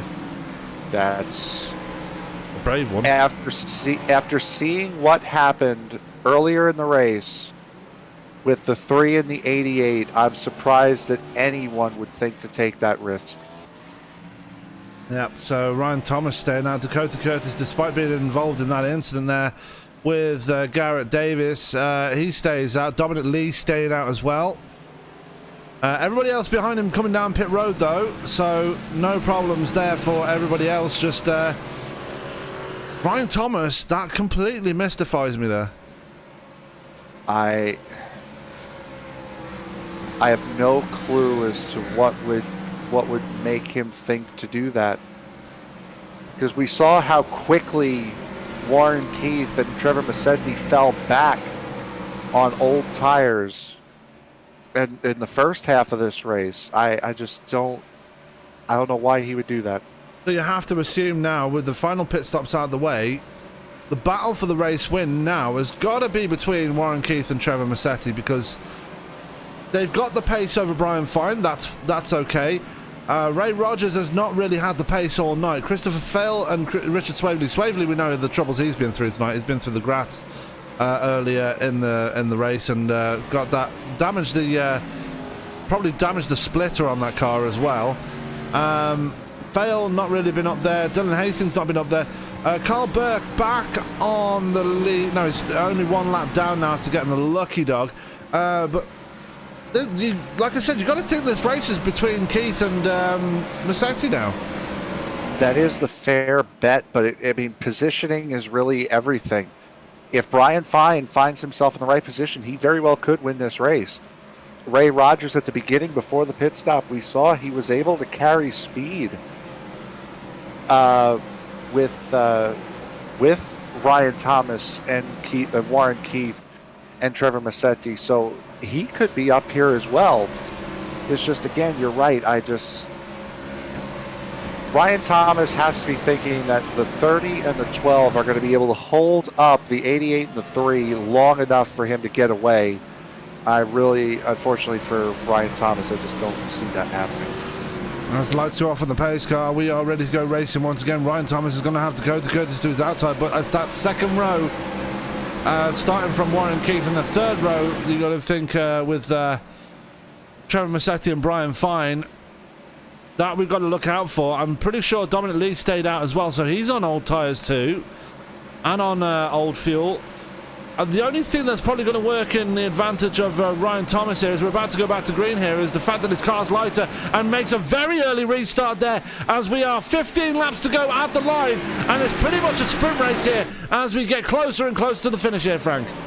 And that's what he needed to do. We've stated all season long is, oh, there goes the 89. Christopher Fails sliding. The 15 is around. Caution is out. And we're going to go back and take a look and see what happened there. Looks like he was a case of him getting loose. Yeah, that's exactly what it was. Oh, wow. I think that was the one of Kip Easley. Just missed him. As they make their way through 1 and 2, and yeah, you can see Christopher Fail just losing the back end there. Austin Shoemaker getting a piece, Steve Kerpel getting a piece of that one as well, and yeah, that just turned into a bit of a melee there, as everybody just trying to avoid that one. And you said Kip Easley just avoiding it by the skin of his teeth. Yeah, boy, oh boy, that was really close. And unfortunately for the 15 of Austin Shoemaker, who just essentially just had a car come down on him, nothing he could do in that number 15. So our fourth caution of the night, one of them was a competition caution, but we've had 3 legitimate cautions now in this race, and the true colours of Richmond Raceway starting to rear its ugly head, unfortunately. And this is part of the reason why Ryan Thomas would have elected to stay out, is because late race he was hoping to get enough cars on old tires between him and the first guys on fresh tires, because if this did turn into a caution fest at the end of the race, he would be in prime position and able to hold on with a little bit of a gap. Unfortunately, you see already Dominic Lee, who started in 3rd, is all the way down to 7th. He came into pit right now. Dakota Curtis has only lost 1 spot to Warren Keith, but unfortunately for Ryan Thomas, he's made his bed here and is just hoping that this race goes as it is right now, under caution. I think he's still going to make a pit stop here. I'm pretty sure. If the cautions are helping him with fuel, with the fuel load, they've got to be. But even with the cautions, does he still have enough fuel to make it? It really depends on how much he's saving fuel, not just on track, but how much he's saving fuel under caution here. This is really going to be a test of that 60% fuel tank. And Sam, completely unrelated, I think you'll be happy post-race. Me? Or? Yes, you will. Yes, you. Why? No, I'll tell you post-race. Oh, no. Anyway, as...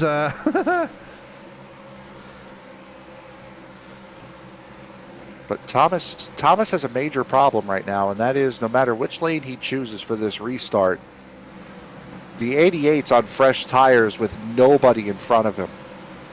Yeah, and I've just So got that's a major problem. I've just got what you're talking about, so yeah, I'm happy now. Anyway, with only 10 laps to go when we go to restart here, Frank, I believe. Actually, it's going to be 9 laps to go when we go back to restart. I apologise. Frank, just get us going potentially, and I've got my fingers crossed here, hopefully, for the final time here tonight. Yep, only have 11 cars on the lead lap right now. Ryan Thomas, Warren Keith will make up the first row. Dakota Curtis and Trevor Massetti, row 2. Brian Fine, Ray Rogers, row 3. Dylan Hastings, Christopher Fail, row 4. Dominic Lee and Richard Swavely, row 5. And Carl Burke, the last car on the lead lap, is at the back of this field here after getting the wave around. So those are your lead lap cars that are fighting for a win here tonight. Pace car ducks off. Expect a big jump for the 32. There he goes. We are back racing. 9 laps to go here at Richmond. As they go flying off in towards turn 1, Warren Keith just needs to keep it clean here now. And he sails it round the outside of Ryan Thomas and out of turn 2. Warren Keith back to the point. And look at the block there from Ryan Thomas, trying to keep Massetti behind him, but it's going to be too little too late as Massetti on the fresher tyres is going to just sail around the outside just like Warren Keith did and move on to second place as here comes Brian Fine as well. Yeah, unfortunately that move was always going to be in vain as the caution comes out yet again. As again, we'll look to see here what Chris Shoemaker. Yeah, it's the 4 of Chris Shoemaker this time. Oh, big wreck behind him, Kip Easley and Justin Hendry as well. So that might have been Easley and Hendry were the cause of the caution, because the 4 really just did the only thing that did the same thing that Swavely did earlier in the race, just slide through the grass. And unfortunately, Ryan Wilson was involved in that incident as well. Yeah. So, easily going to have some damage here. Hendry going to have even more damage, and unfortunately, Ryan Wilson, not so much damage on his car, but he was definitely involved in that one there. Yeah, just a little nudge to finish Hendry off, and this is the scenario that we were talking about, right? Where the 32, I don't think he's out of tires, but right now he's made his bed with a certain strategy call. And I mean, unfortunately at this point, he's at the mercy of the cars on fresh tires behind him.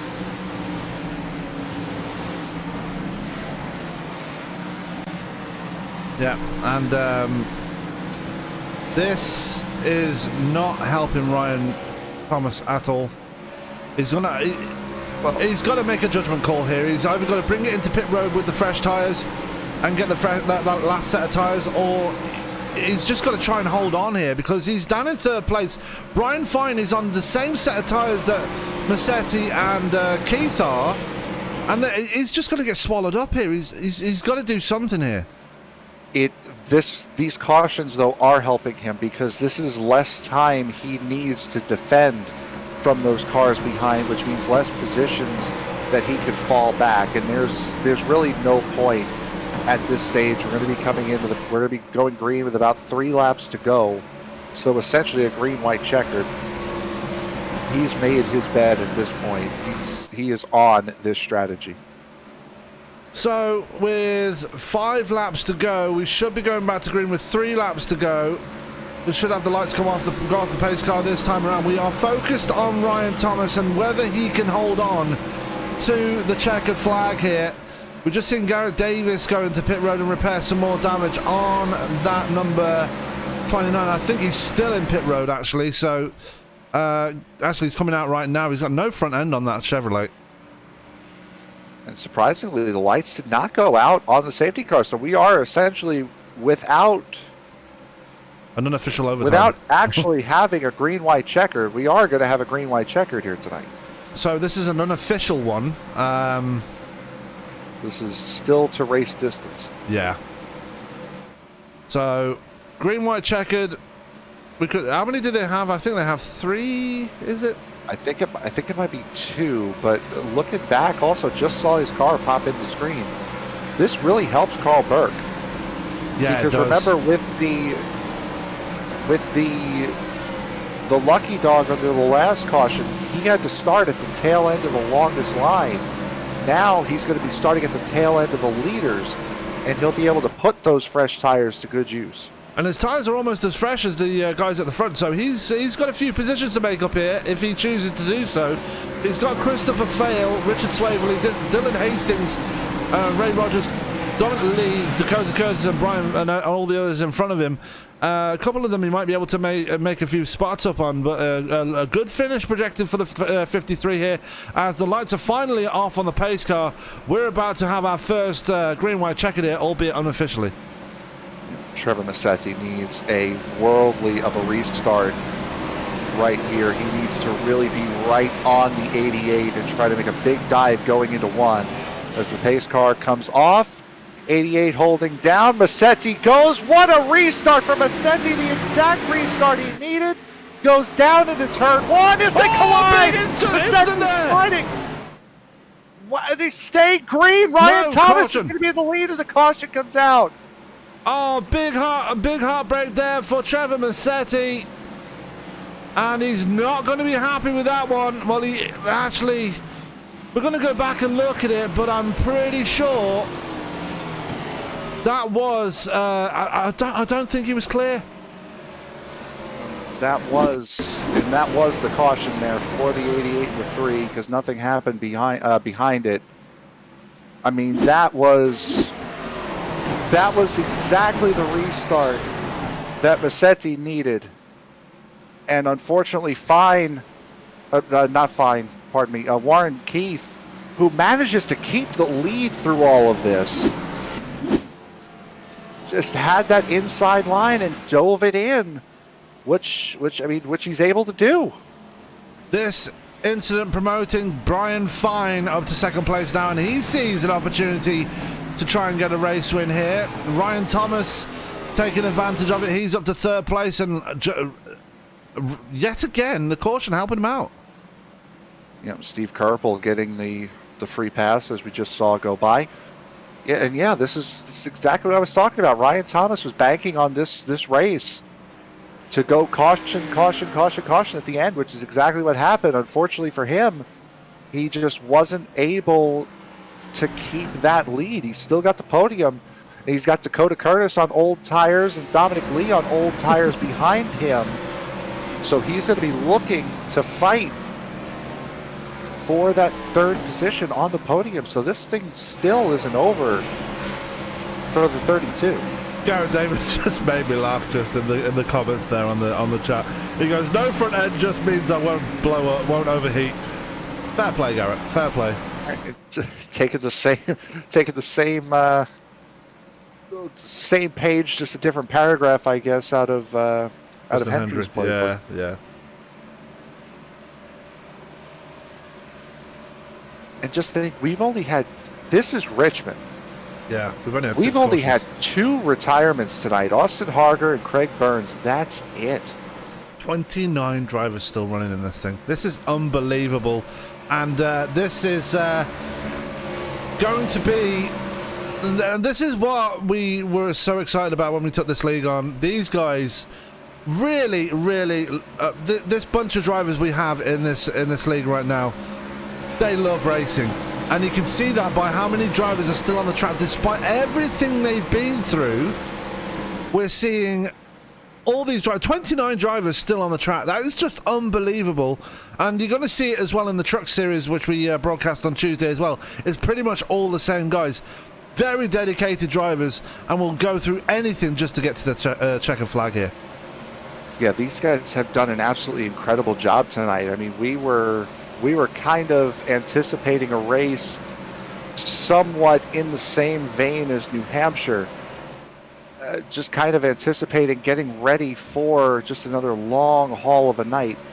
And this has been to go the entire first stage without a caution. And the second stage, we went a vast majority of the second half of this race without a caution as well. This has just been an absolutely fantastic night at a difficult racetrack to get around with all of these guys in it. Time for you to get us started for the final time here tonight, Frank. Well, potentially the final time again. Well, hopefully this is green white checkered 1 of 2, officially overtime 1 of 2. Warren Keith and Brian Fine on fresh tires will make up the front row. Ryan Thomas, Dakota Curtis, row 2, Dominic Lee, Trevor Massetti, row 3. Pace car ducks off. Warren Keith going to be looking for a better start this time. He gets it. A little bit of a tire spin for the 32. Puts the 98 in second place. And diving off into turn 1. Watch the 3. Trevor Massetti on the outside. He's actually getting hit by Hastings. Oh, no. And we're going to see another caution here. And this will be the final caution of the night because they only have one green-white checker left. And Massetti getting into the back of Dakota Curtis there. No, actually, that was for Dominic Lee, I believe. Oh, was it? Okay, 2 black cars. Yeah, no, that was... Yeah. Oh, it was Dominic Lee. I apologise there to Trevor Massetti. And Curtis going around. Dylan Hastings getting involved in that as well. That was enough to bring out a caution here as Parker Bland almost goes into the back of Austin Shoemaker at the same time as well. Yeah, Hastings, unfortunately for Hastings, had absolutely nowhere to go on the outside. He was looking, he had a run on the 3 of Massetti going into the corner, tried to take it to the outside to avoid the wreck, and by the time he got to that lane, there was the 12 was sitting sideways in front of him. So another chance for Brian Fine here to try and get that lead away from Warren Keith. Trevor Massetti is back up in the top 5 here. Watch for him on the next restart because despite that incident he had with Warren Keith, did not get any damage or any serious damage for that matter, as we're looking at Ryan Ezell now getting a wave around. Yep, so that would be 14 cars finishing on the lead lap here tonight with Ryan Ezell getting his lap back. And the biggest problem for Trevor Massetti right now is we've seen how far we've gone on the last couple of green flags. We have not gotten back around to the back straightaway before the caution has come out these last few attempts. The biggest problem for Massetti right now, you cannot pass on the inside prior to the start line, and he's going to have a big head of steam coming up behind Brian Thomas in the 32, and he unfortunately won't be able to go anywhere with it until after the start line. Yeah, as we are in our second and final round of overtime here, and if there's a caution out of this one, that means the race will be called as is, and it's going to excite. I've noticed Carl Burke is up to the top 10 now. He is still trying to push his way forward. Christopher Fail, he's still got all these drivers in front of him. Some of them have some damage on there now. Obviously, Dylan Hastings and Dakota Curtis have damage on their cars now. Still might work in Burke's favor here. Yeah, this is the good thing about short track racing. If you're able to stay on the lead lap, you can have an accident just the same way Dakota Curtis and Dylan Hastings just had and still stay up in the top 10 and not really lose too many positions. So it's working out for these guys to have these issues and still being able to stay up at the top. Dominic Lee looking for a podium here tonight. We haven't seen him on the podium since the All-Star race. He's got an advantage here. He's on fresher tyres. than Ryan Thomas, I believe. I could be wrong here. I think if he does, it's only by a couple laps because he was one of the guys that did not pit prior to the caution with about 10 to go. Oh yeah, Dominic Lee pit on lap 187. Actually, Ryan Thomas pit on lap 146. Okay. So Ryan Thomas, we didn't see it happen, but Ryan Thomas has been in pit road in the last 50 laps. So the exact scenario that we had played out earlier in the race with Massetti not taking tires, with the 88 not taking tires, until the stage caution has played out. Those guys were able to use their extra set of 4 tires. Meanwhile, Ryan Thomas had to sit on his older tires. Yeah, he pit on lap 146. I'm not sure if he took that last set of tires or not, but he's up there in P4 and P3 anyway. Yeah, he would have needed to. Yeah. In order to stay where he is. Anyway, we are ready to go racing once again, and it's Warren Keith going to bring us back to the green for the final time here tonight. Pace car is in. Can Brian Fine get the restart he needs as they come out of turn 4? Restart once again, green flag in the air. Warren Keith getting off to a very good start here as they come flying off in towards turn 1. Ryan Thomas just holding on, he's putting a move. Wow, what a dive from Thomas. Caution is out, and that is the race. What a dive bomb from Ryan Thomas. Had no intention of breaking for that corner, and unfortunately it's Joseph Mahar. Kip Easley. Yeah, Kip Easley, Garrett Davis in the back there. Just a big mess between those guys in the back. And that was a full-on desperation move from the 32, and one that probably won't make Brian Fine all that happy, but one that at this latter stage in the race has actually, he's being scored 4th, is Ryan Thomas. Yeah, that did not work out very well for Ryan Thomas at all as he crossed the line. Warren Keith finally getting on the top step of the podium. That big dive from Ryan Thomas, though, costing him 3rd place, as Dominic Lee will claim the 3rd step on the podium. A very, very interesting end to this race here. I'm surprised just when the caution comes out. Ryan Thomas is in 2nd when the caution comes out. I wonder why. Or actually, maybe, hold on.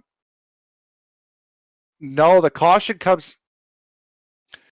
The reason why he made that move, I think, in the first place is because the caution came out before he made the move. Right. So Dominic Lee already got around Thomas at that point. So Lee does get scored in 3rd place. But we're going to go to the race winners here. And we haven't had the close finish that we wanted here tonight, but still some very, very close racing. And Frank, just let us know, what are your thoughts after that one? It was an absolutely incredible race, and like I said during one of the most recent cautions, was we were expecting a race like New Hampshire coming into this race where it was just going to be caution packed. And we were very pleasantly surprised to see how long these guys were able to run under green and put on a show for as long as they did in the fashion that they did. This was an absolutely fantastic race from start to finish with the predictable short track Richmond ending. Yeah, and with that, we are going to go straight to the interviews right now, and coming into the booth and joining Frank right now is the race winner here at Richmond, Warren Keith. Warren Keith, Frank Marchese of the ESPN, you got us? I got you guys. What a finish, what a win. Congratulations, your first win of the season. Yeah, the number 88 Alex Trebek discount tire Ford for St. Keith Motorsports was really good tonight.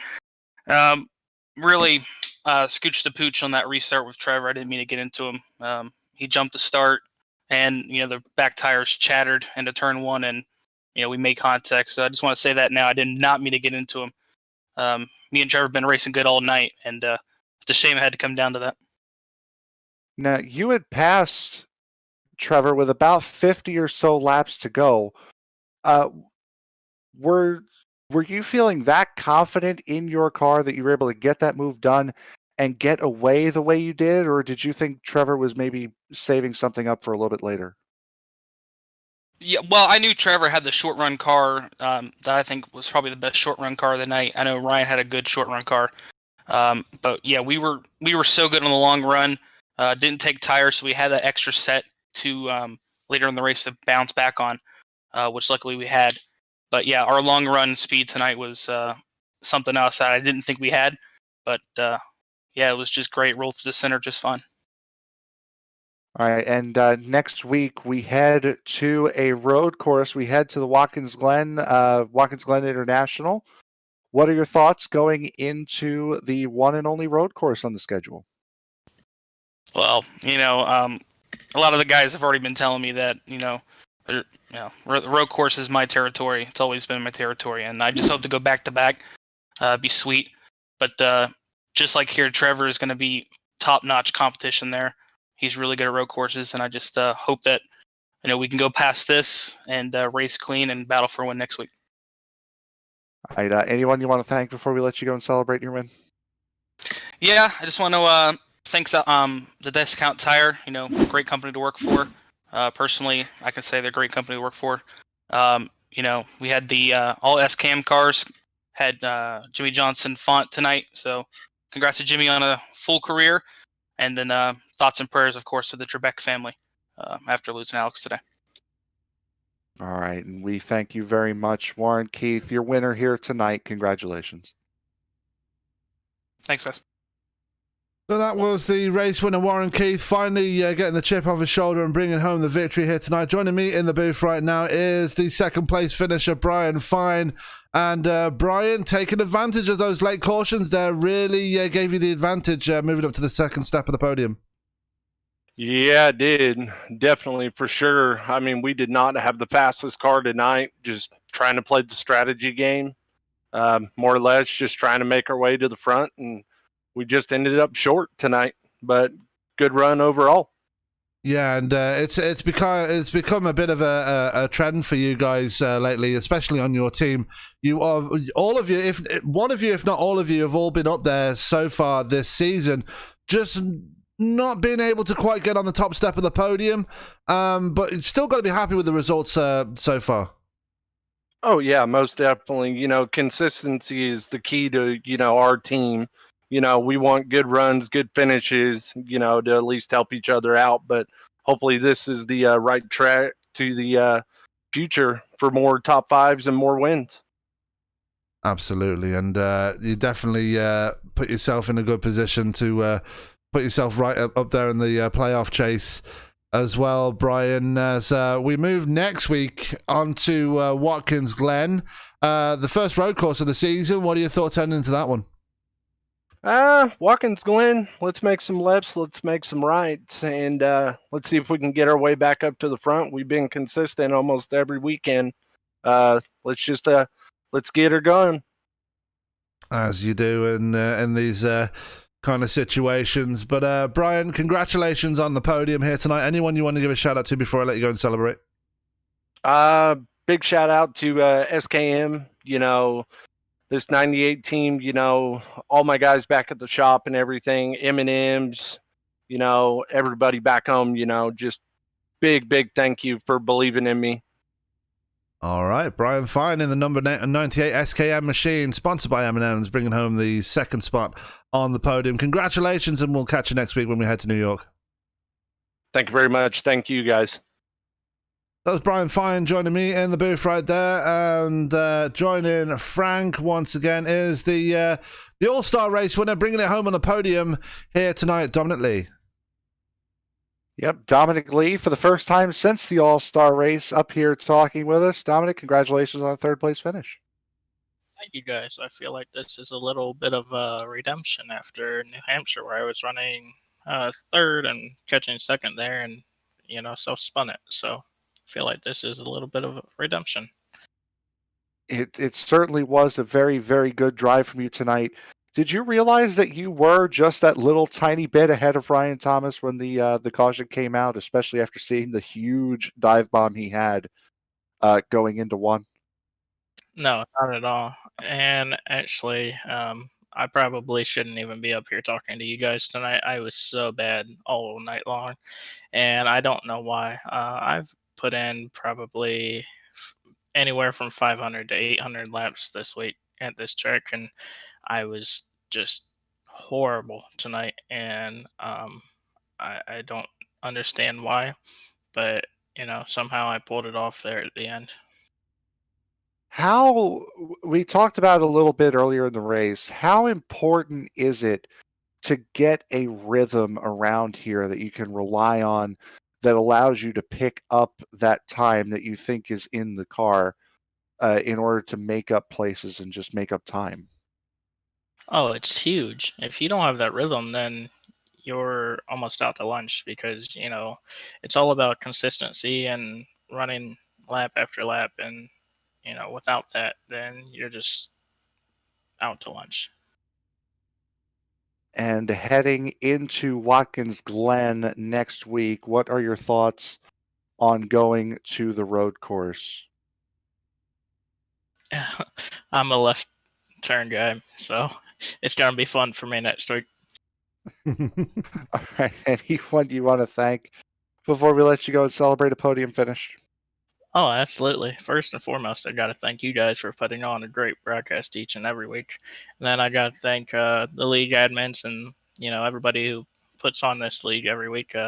Steve Kerple and Chris Wilson, Craig Burns, Jerry Culver, Parker Bland, Garrett Brown, anybody else who I missed there. Just my team, Race Pass Motorsports with Dylan Hastings, Clint Leatherwood, Austin Harder, Ryan Wilson, just everybody. And then the sponsors that I have, Envision Clothing Company, Bulldog Sports Cards and Collectibles, Matt Smith's Designs and Technology, just, everybody. All right, there's your third place finisher tonight, Dominic Lee. Congratulations. Appreciate it. So that was the man in third place joining me in the booth. I've kind of lost everybody. Where is? Oh, there we go. You already moved him. Never mind. Or did he move himself? I don't know. He moved himself, I think. Oh, never mind then. But a good race all around, despite the late race cautions here. There are a couple of drivers, obviously Brian Fine and Dominic Lee, taking advantage of those cautions there. Bit of a heartbreak for a couple of other drivers, though. Trevor Massetti and Dakota Curtis, two names that spring to mind right there. Yeah, Massetti. And again, that was just a racing incident going into the corner. A late race dive bomb going into turn one, trying to go for the race lead and what eventually would have been the race win. So that's unfortunately sometimes that's how racing goes.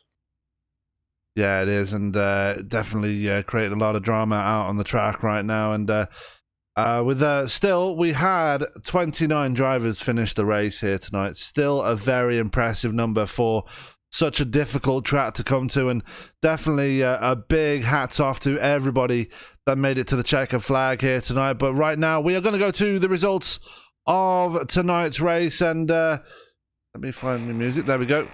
As coming home with the victory here at Richmond was Warren Keith, putting all that bad luck behind him as he finally gets on the top step of the podium. Brian Fine will get this second step on the podium. Third will be Dominic Lee. Fourth will be Ryan Thomas. And Ray Rogers rounding out your top five. Trevor Massetti, bad luck at the end there, putting down in P6, while Dylan Hastings came back and finished in P7. Carl Berg gets his best finish of his MPI Cup Series career so far in P8. Richard Swavel in P9. And Dakota Curtis rounding out your top 10. P11 going to Garrett Brown, the points leader outside the top 10 this week, and going to be hoping for a miracle to hold on to his points in the last two races of the season. Christopher Fell in P12, 13th will be Steve Kerpel, 14th will be Ryan Ezel, 15th will be Zach Wilson, and rounding out your top 16 here will be Parker Bland here, Frank.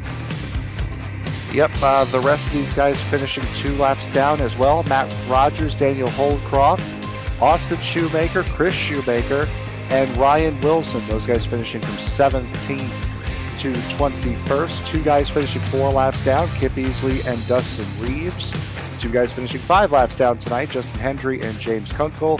7 laps down, Joseph Mahar in 26th. Jerry Culver finishing 11 laps down in 27th position. Jason Clark finishing in 28th, 15 laps down. Garrett Davis 29th. And again, as we mentioned, the only 2 retirements tonight, Craig Burns and Austin Harger finishing in the 30th and 31st positions. Yeah, as we bring you the last few spots there, Michael Sheffield obviously was race control tonight, so he will not be.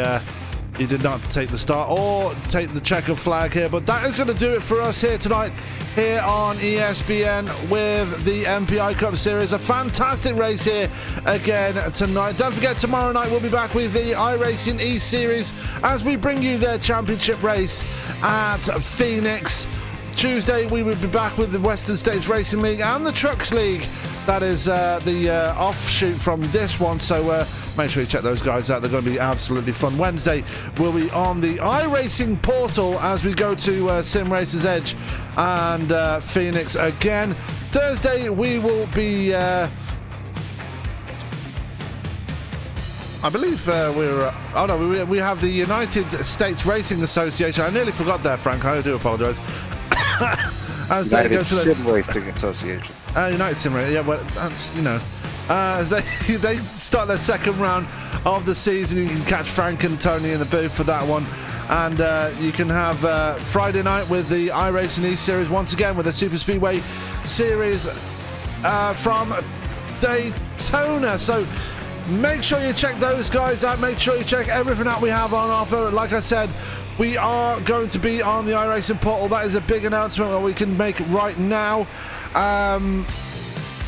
which is exciting news for us here, Frank.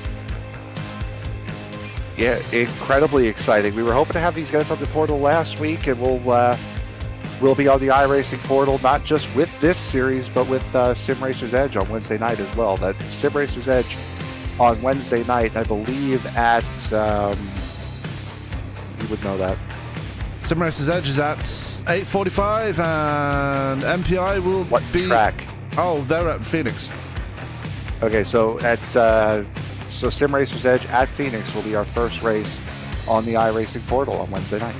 Absolutely, and with that, we are going to get the hell out of here as we are finished here at Richmond. But for myself, Sam Cameron, from my broadcast partner, Mr. Frank Marquez, all that's left for me to say is keep it clean, keep it green, and we will catch you in the next one here on ESPN. Have a good night.